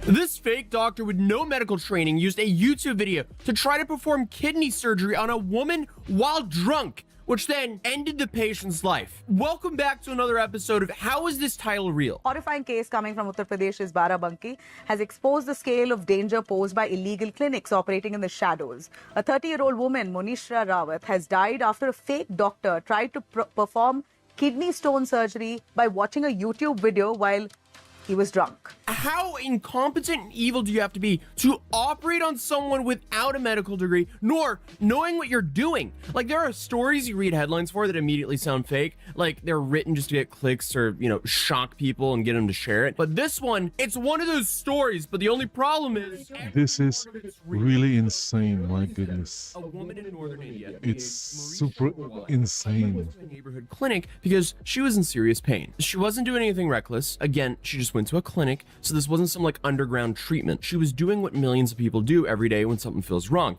In fact, the local clinic she went to had been operating openly for years, so it's not really crazy that she trusted the person inside to help her. But instead, she was taken to a back room and operated on by a man with no medical degree, no surgical training, and no So, what do you call that? Is that murder, manslaughter, homicide? on how to perform a surgery. It's crazy. This story has me in disbelief. How is this possible? And then, of course, just like all of my videos, it gets worse because to make things worse, according to the police and family statements, he was drunk at the time of the surgery. Yes, he was drunk watching YouTube performing surgery. Like, this is one of the most shockingly stupid things I've covered in ever, honestly. Drunk watching YouTube performing surgery without a medical degree nor any knowledge of how to do the surgery to begin with. That sentence in itself makes my brain short circuit. And what makes this like even crazier is this wasn't like some minor procedure either. This was not a quick mistake gone wrong. No,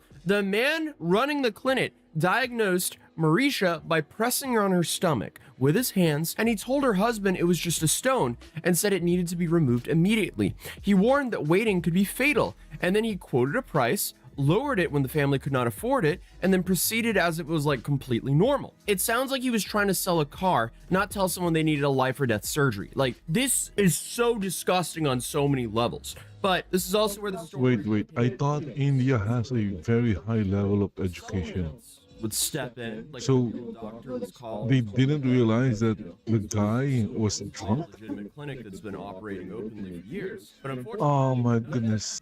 instead, the man propped up a YouTube video and began operating without understanding where to cut, how to control bleeding, and what he was damaging inside the body. Without going into too many details, he severed a whole bunch of things he shouldn't have and damaged a whole lot more. And through all of this, the kidney stone that he claimed to be removing was never taken out. So the whole thing was just completely unnecessary. It was a sham to scam the family out of money. And the patient and victim in this story, Marisha, she passed away the next day. Unfortunately, she left behind a husband who took her to that clinic believing that he was actually helping her, and 3 young children who now have to live with the fact that their mother trusted the wrong person in a place that should never have actually been allowed to exist to begin with. And if you're thinking, hey, this sounds like something we've already covered before, yeah, you're not wrong, because we've talked about the fake nurses, we've talked about the fake dentists, we've talked about people forging credentials, lying their way into medical jobs, and somehow surviving for years before getting caught. The difference here, though, is like those people at least pretended to know what they were doing. This guy absolutely didn't do that. He didn't even bother with that. I guess to understand how something like this even happens, you kind of have to understand who the man running the clinic was and why nobody stopped him. So the clinic that Munrisha was taken to was called Shri Damodar Al-Shadhalai. There are definitely names in the story that I'm absolutely butchering, so I am so sorry in advance. But this was not some pop-up operation.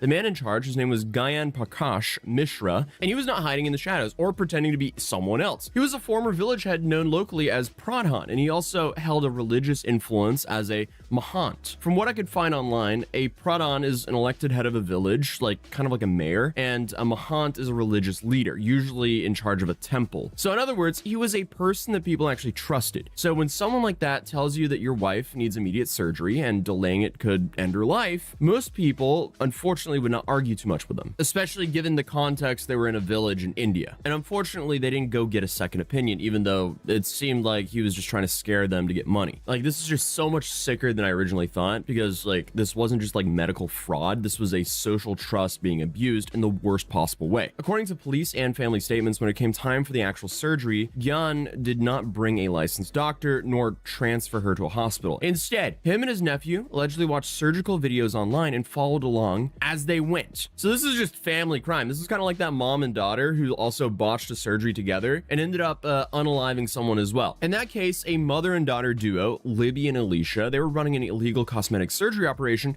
out of unlicensed locations like motel rooms. They posed as medical professionals and performed BBL procedures without proper training. One of their patients then passed away after complications from the botched procedure. So sadly, this kind of stuff is starting to become familiar. At least in the mother and daughter case, they were convicted of manslaughter. This story doesn't really have an ending like that yet, but more on that in a minute. So authorities determined that it was a one-off mistake, but an ongoing scheme, with both family members actively involved. Charges were filed after the victim's passing, and this case kind of became a warning example of how underground medical operations can thrive when people rely on confidence instead of actual credentials. I know I've said this before here, but since this is becoming more and more normal, it's almost like you should ask for any type of paperwork or requisites to prove that your doctor actually is a doctor. Obviously, this diabolical situation happened in India, but there are a handful of situations that we've also been covering that have also happened in the US as well. Not this drastic though. In the US, from what we've covered, the most common scams are dental and plastic surgery scams. But I do have the question. I want to see the video that the doctor was actually watching, because I can honestly say I have never searched for this until now. But after researching this, I fell down a whole YouTube surgical rabbit hole. So most of the videos that are actually allowed to stay up don't show real people being cut open. They show diagrams and animations and stuff that looks like sewing tutorials. It's just a bunch of gloved hands moving thread through rubber or fabric. I did find some stuff that was actual internal surgery videos, but it was mostly on other websites. Those are not easy videos to watch, but now I guess I know how to make a figure-8 stitch. Don't worry, I won't be trying that on a patient. Actually, you can book a surgery with me down below. That was a joke. But all the stuff I saw on YouTube seems to be like educational in a beginning of med school way. Like, this is to help you learn while you're going through med school, not to learn as you're going through the actual surgery. But since this happened now, I'm just waiting for some grifter to be like, hey, ChatGPT, can you walk me through this surgery that I'm currently doing right now? Yeah, I mean, this is so dystopian at this point, but essentially there is a very real chance that this man was not watching a real surgery at all. He may have been watching an animation or a stitched practice demo or a simplified training clip meant for students who already know anatomy, and then deciding to, I guess, apply this information directly to a living human being. Oh, which is straight up insanity. Put this fake doctor under the prison, because this is horrifying. I do wish we had his YouTube history though, because I want to see which videos he was watching as he was doing this. I also wonder if he at least watched this get ready for surgery video. Like, how committed to the bit was he? Actually, scratch that. That's a dumb question. He went through the actual surgery. He was very committed to the bit, unfortunately. Essentially, what he did was like watching a driving tutorial made entirely of diagrams and then decided, hey, I'm qualified to drive a bus full of people through traffic.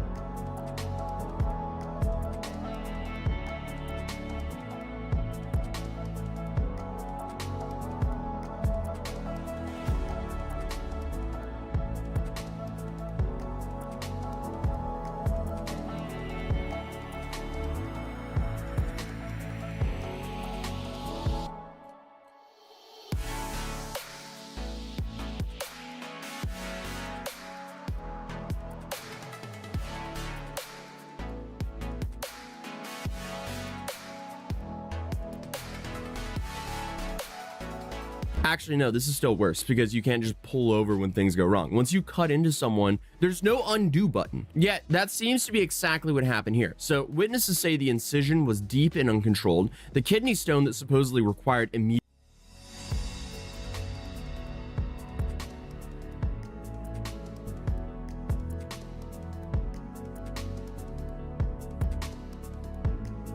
surgery was never removed. Everything about this points to improv panic and someone realizing way too late they had no idea what they were doing. By the time Manishra's condition started to collapse, it was already way too late to undo anything. After the surgery, her pain got worse. According to family members and the villagers, she was suffering badly, and the people who had to cut her open were clearly clueless. There was no plan for complications, no emergency care, and no real attempt to fix the damage that they actually caused. And this was not a situation where the doctor realized something went wrong and rushed a patient to the hospital. This was a situation where two untrained people tried to manage a disaster that they created themselves. Because Manishra, she lost her life the very next evening. And once she was gone, the behavior of the people responsible made it very obvious that they knew how serious this was. Because instead of calling authorities or staying to explain what happened, the clinic operators, they fled. The illegal clinic that had been running openly for years was suddenly locked up and abandoned, and the people who were so confident the day before now were nowhere to be found. According to Manishra's husband, that was not the end of it either, because he later told the police that the clinic owner attempted to quietly settle the situation by offering money to the family. So they didn't panic over someone passing away. They went straight to trying to buy their way out of it. What a cruel world. But thankfully, the family refused, and that night, people in the village got really angry. Family members and residents brought Manishra Rawat's body into the street and blocked the road in protest. And for hours, traffic was stopped as people demanded action. It took a woman passing away, a body placed in the road, and public outrage for the authorities to finally step in. Police then arrived and eventually convinced the crowd to disperse. And once the police were there, they filed a complaint, ordered a post-mortem, and filed charges. And only after all of that was the clinic officially sealed and declared illegal, which is absolutely insane. It took the village blocking the roads for them to file charges and shut the place down, and then the men responsible are already gone. Police have since confirmed that both the clinic owner and his nephew are gone, and they currently have teams deployed to track them down. A case has been registered, including charges related to negligence and violations under the SCST Act. Officials say that arrests are expected, but as of now, the people who did this are still on the run. But unfortunately, somebody's already paid the price. And at this point, it would be easy to treat this as a horrifying incident involving one reckless man who should have never been near a patient, but the longer you sit with the story, the harder it becomes to believe that explanation. Because as I mentioned earlier, this doesn't feel that rare anymore. Like globally, you have medical fraud everywhere. Because just in the last year, we've covered stories from fake nurses, fake dentists, or illegal cosmetic procedures, and the details are starting to blur together. This is the first time I covered a medical fraud procedure though. The most depressing part about all of this is this clinic stayed open for years because I guess it just blended into daily life. People trusted it and no one looked too closely until someone lost their life. There was a World Health Organization report released in 2016 that claimed a large percentage of people practicing medicine in India did not have proper medical qualifications, and the government rejected that report and said that the registered doctors must meet minimum standards. Unfortunately, I don't really know if I believe their statement, because regardless of what they say, it seems like this is a whole thing. Villages with fake doctors selling surgeries like they're selling cars. Because at the end of the day, an illegal clinic operated openly for years. A man with no medical training performed surgery and even used YouTube videos to essentially guide him through this surgery and replace formal education. At a certain point, the jokes stop being about how ridiculous this is and start being about how predictable it's become. Because I would love to say we're not going to cover some horrifying medical fraud in the future, but unfortunately, we probably are. But I guess all we can really do is scream really loud and make as many people aware of these scammers as possible. Because at the end of the day, nobody deserves the outcome that Manishra or her family had to go through. But other than that, I'll see you guys in the next video. Peace. Yeah, that was extremely terrible. My goodness.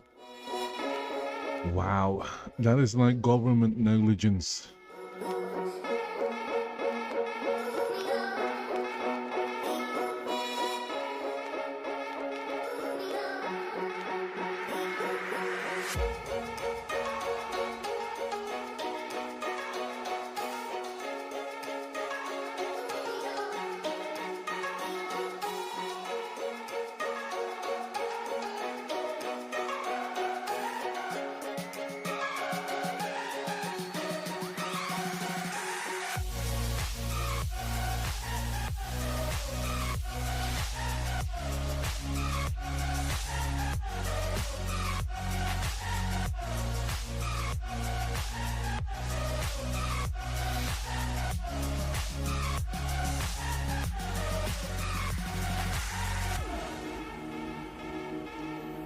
This is a wild claim to say that Tony Khan doesn't care if AEW wrestlers gets hurt.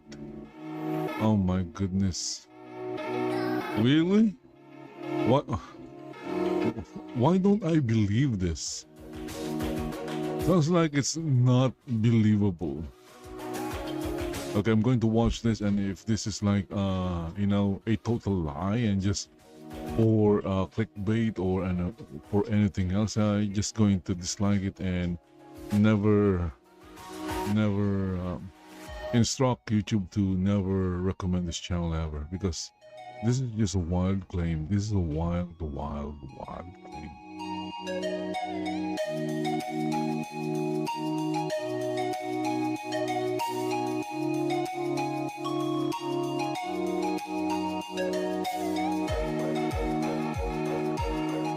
Ladies and gentlemen, the winner of this contest.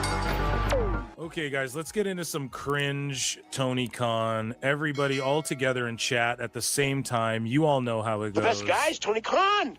This is great. So Alfred Konawa at This Is Nasty, Pro Wrestling Bits on YouTube, friend of the show. I'm gonna bring him on PWT Pod here right away. We were just DMing. This is what he had to say about Tony Khan and his terrible booking in 2025. Meet the worst booker of 2025.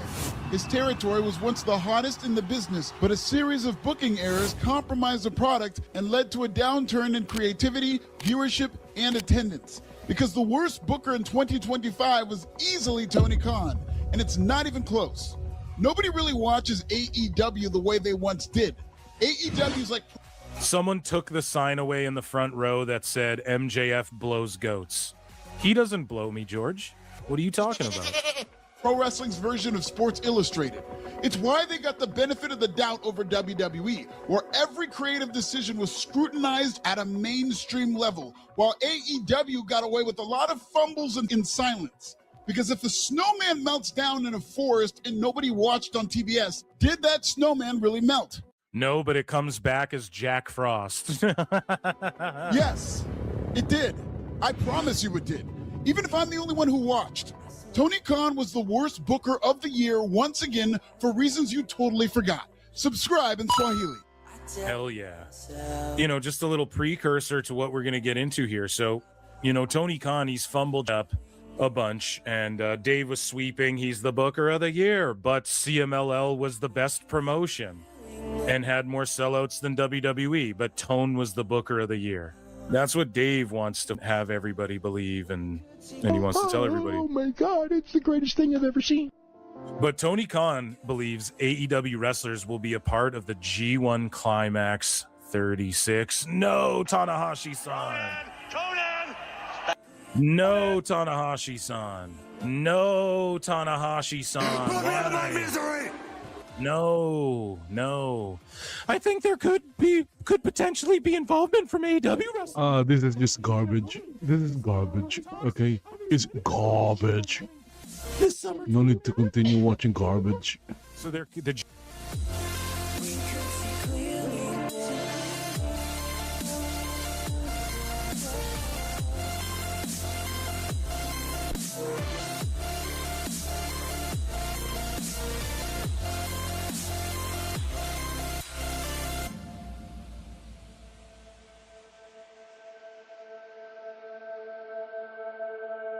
I smoke too much. I drink too much. I tell myself. Okay, so Kevin Durant was traded? Okay, I need to watch this.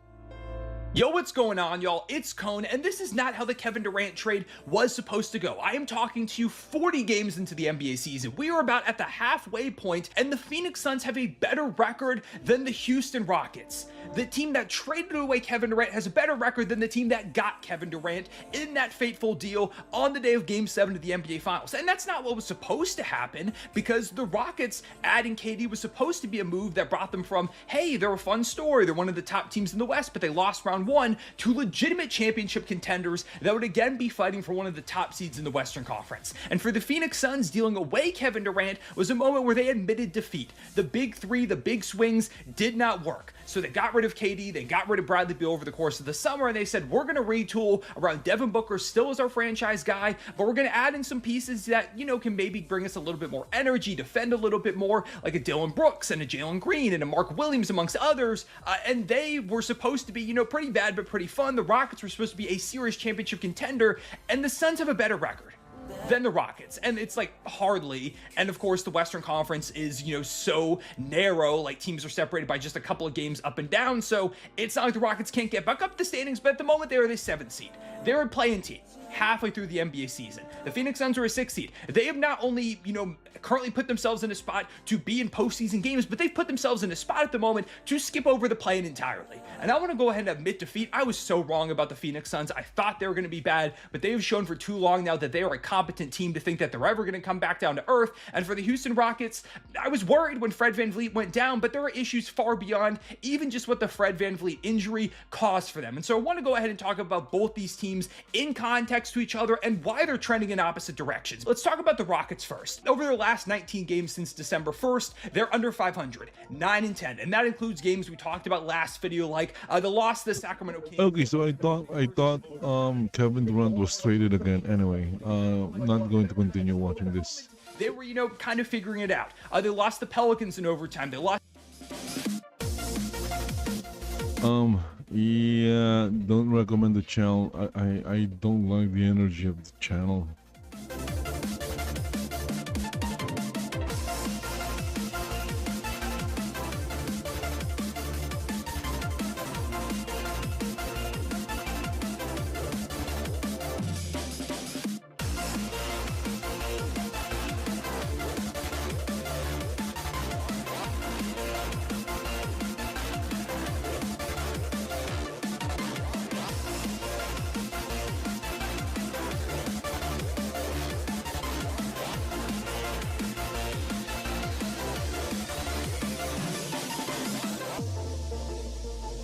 As you guys Okay, so this one is from Hero Hey.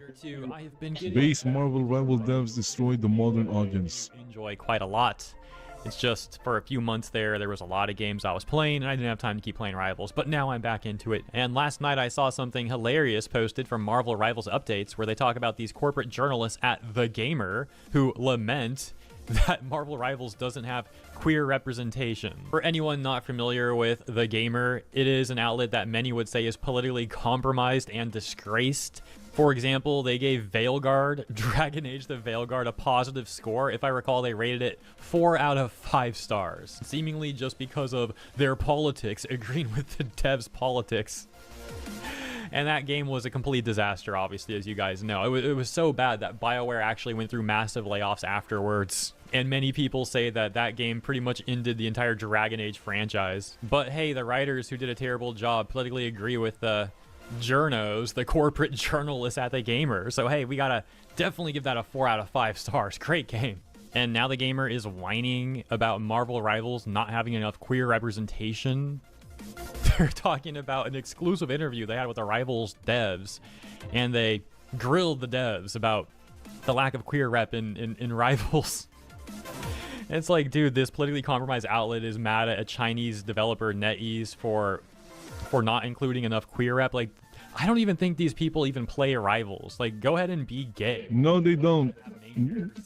They just wanna complain and already made a great game. Annoy people and make Rep. life miserable for other people. They don't actually play the game. Because it drives negative public perception to the LGBT community. And these corpos are getting paid while they do it. And let's be real, these journos, they probably don't even play Rivals, like I said. They don't even really game either. A lot of the time they're talking about how much they hate gamers. And it's like, bro, if they're gonna play any like hero shooter, clearly there's one for them. It's not Rivals. It's called Overwatch. They're welcome to go play Overwatch. For anyone who doesn't know, by the way, if you don't play Rivals, there are a number of relationships in the game that have been even like pretty central to certain seasons. Like this season in particular has been the relationship between Gambit and Rogue, which is also an iconic relationship going way back in the comics. This is part of the reason why these corporate journalists are whining. They're mad that the relationships in Rivals so far have all been hetero. So they want to try to change that. How dare this Chinese company do that? And how dare this game be so successful? And so they try to get the devs into Gotcha, and the devs at NetEase respond saying, when we're designing and introducing new heroes, we always take inspiration from the character relationships in the Marvel comics. And when we have a good season theme coming up, we'll pick our hero combinations according to what fits perfectly with that theme. Essentially shutting them down as politely as possible. And obviously when they're talking about relationships from the comics, they're referring to the older comics, not some of those newer ones over the last half decade or so when Marvel really began to try to pander, really going deep in rainbow capitalism, which if you take a look at the sales of those comics, that's not even a rainbow. At all. Because Rainbow has 7 bands. The LGBTQ bands are only 6. It's not a rainbow. That's the Stanic bow. But nevertheless, they're doing a good job, and hopefully they keep on doing a great job with Rivals. Again, there are some questionable choices with balance decisions, but you know, for what it is, they've done a great job. Back at the Gamer, this is not even the first time they whined about this stuff. Back in November, they made an article titled Marvel Rivals Under Fire for Ignoring Queer Couples in Season 5. And what's their source about Rivals being under fire? A single tweet. They're talking about a single tweet from some Westerner that was even just like a meme post anyways. Oh wow, yeah, they're under fire. This is such important bad news for the devs. What are they gonna do? Someone posted a SpongeBob meme. Oh my gosh. Anyways, thought that was all pretty hilarious. Once again, you know, these people at the Gamer, they're welcome to go back to their Veilguard slop that they love so much, or go play Overwatch. You know, Activision, Blizz would love to have people like that, so there you go. But let me know what you think about this stuff in the comments. As always, have a lovely rest of your weekend, and I'll see you in the next one.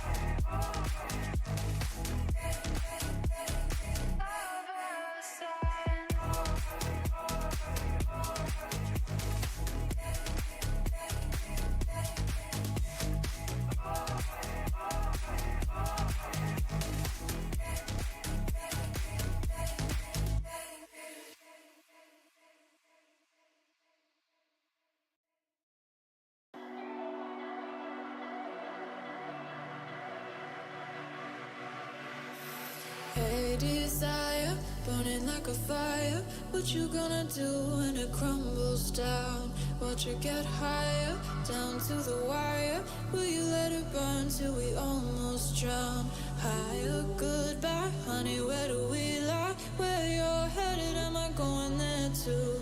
I don't wanna ask why, wanna give this a try with you. And if you wanna go, I'll follow.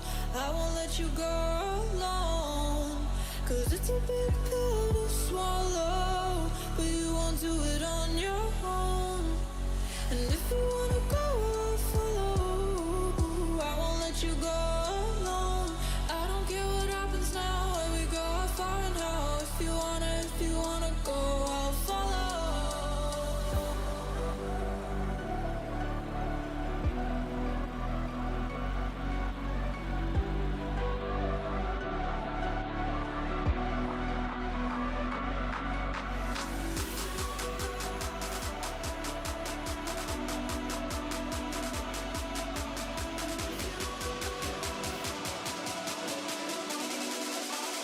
I won't let you go.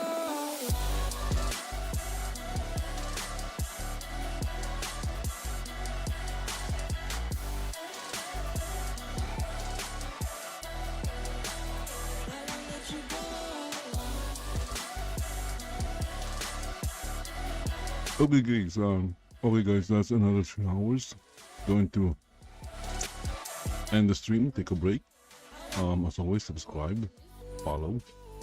Again, there's nothing much happening in the stream because this is just a chill stream. I'm basically just doing what I do when I'm in the internet, play some games, browse the internet, and then watch videos. Okay, so if you guys are into that, subscribe, follow the channel, like the video, and share the video, and do all that jazz. Anyway, be back later. Bye bye for now. I don't wanna finish where we started. Like the river flowing, tell me where we're going. Take me to a place that's brand new. Every time I'm growing, time feels like it's slowing. And if you wanna go, I'll follow. I won't let you go alone. You won't do it on your own.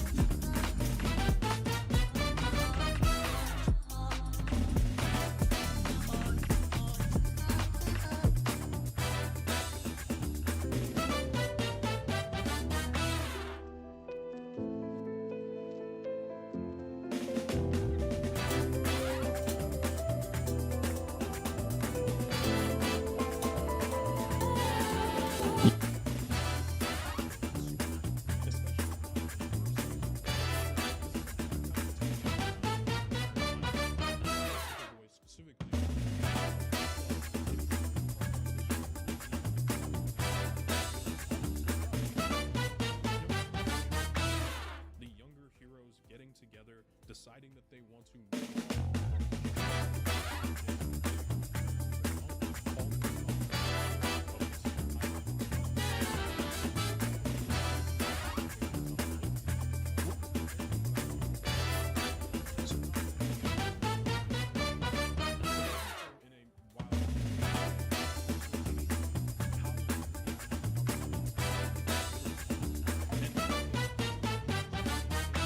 a fundamental error.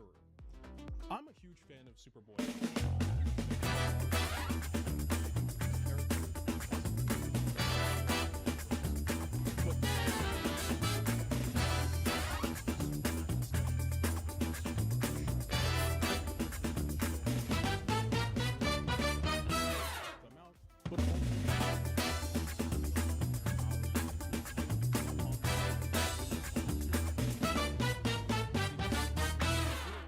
At the idea of their young proteges finally stepping out.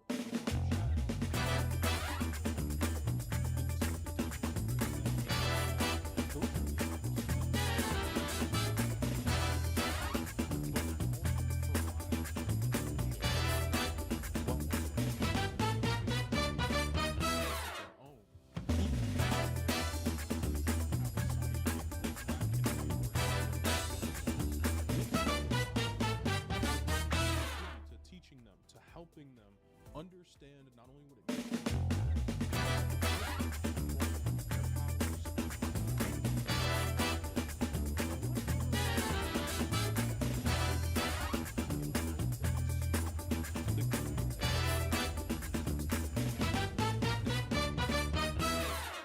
it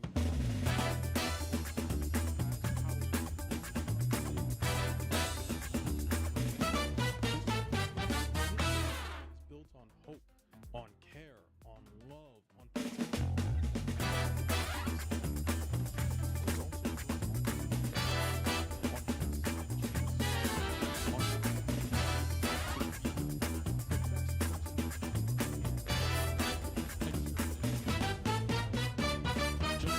everybody in the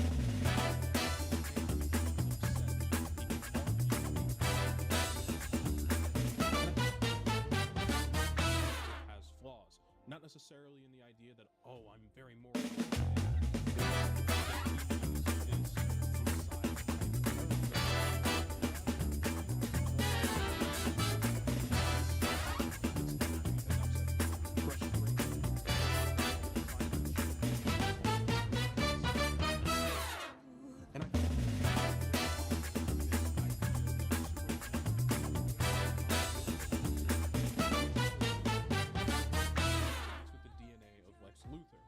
They were trying to tell a story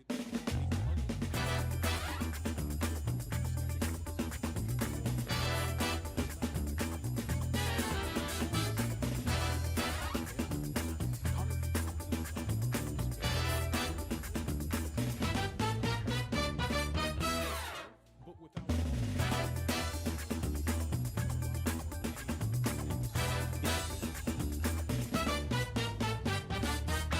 it also acts as this idea that maybe Superman's not ready to be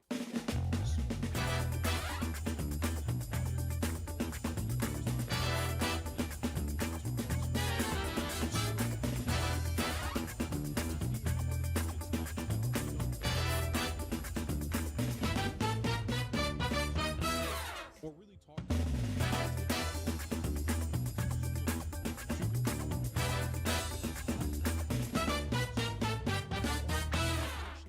that does a lot to hurt the image of the character.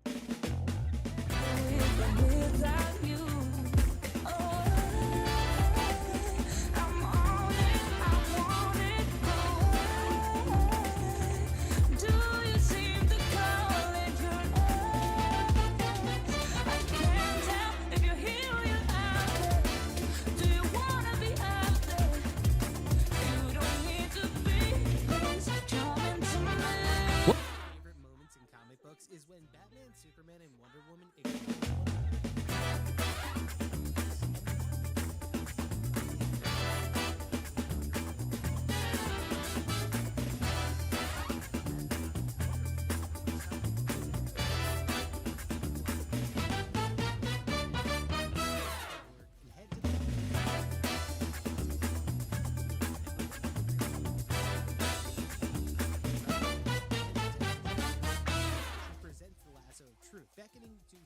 grab hold of the art.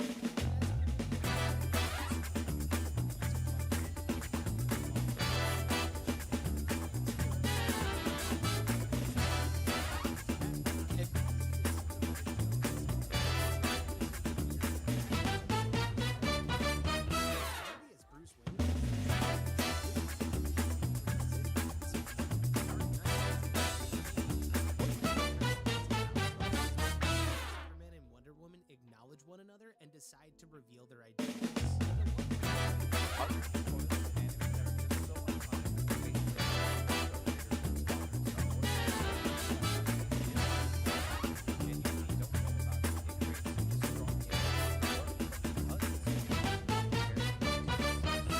Your chances of being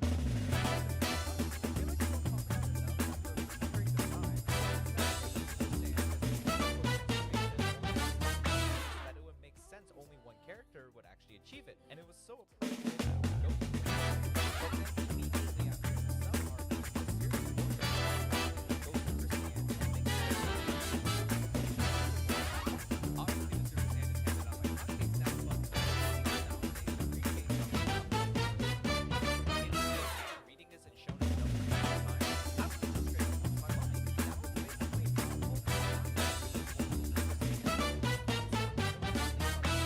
protect them at all costs until they get to the Cell Saga. Are there any spoilers in anime that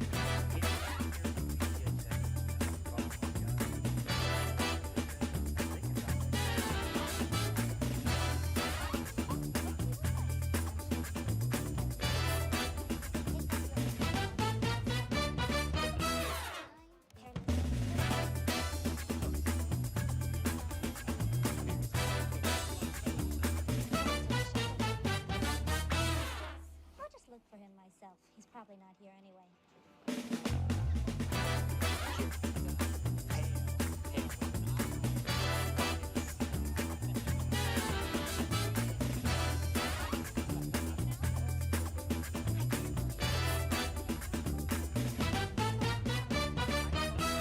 grown overextended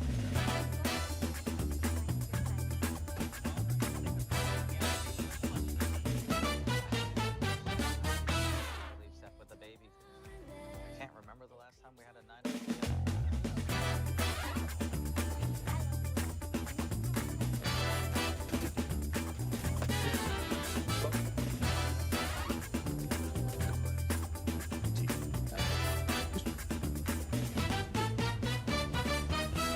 Actually, I could use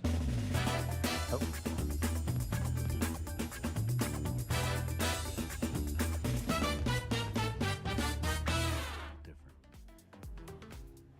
Welcome back.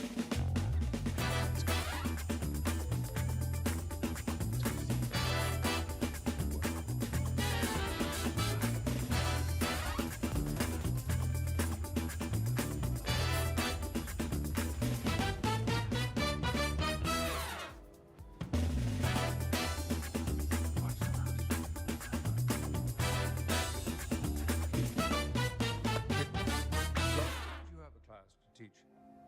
A class to teach.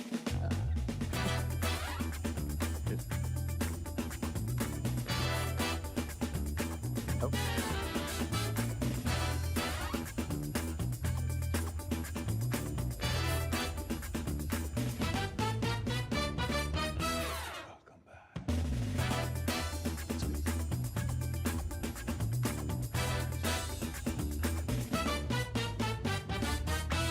Promise to keep. You and I.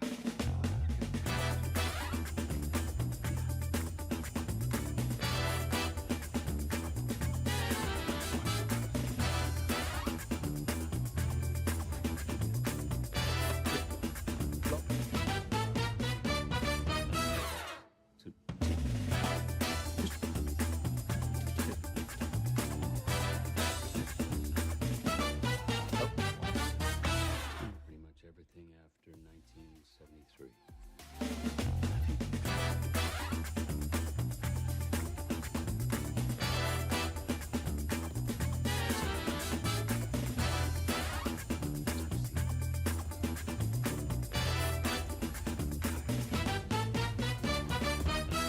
You and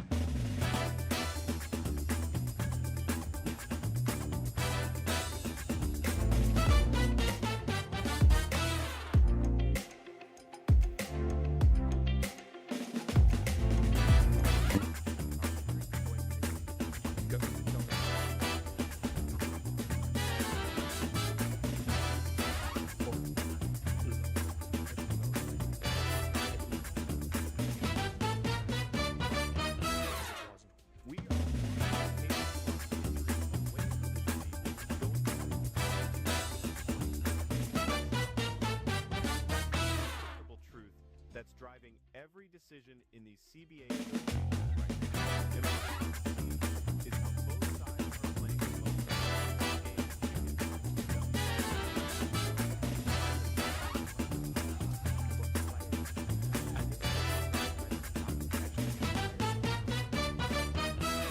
stuff about Skyrim.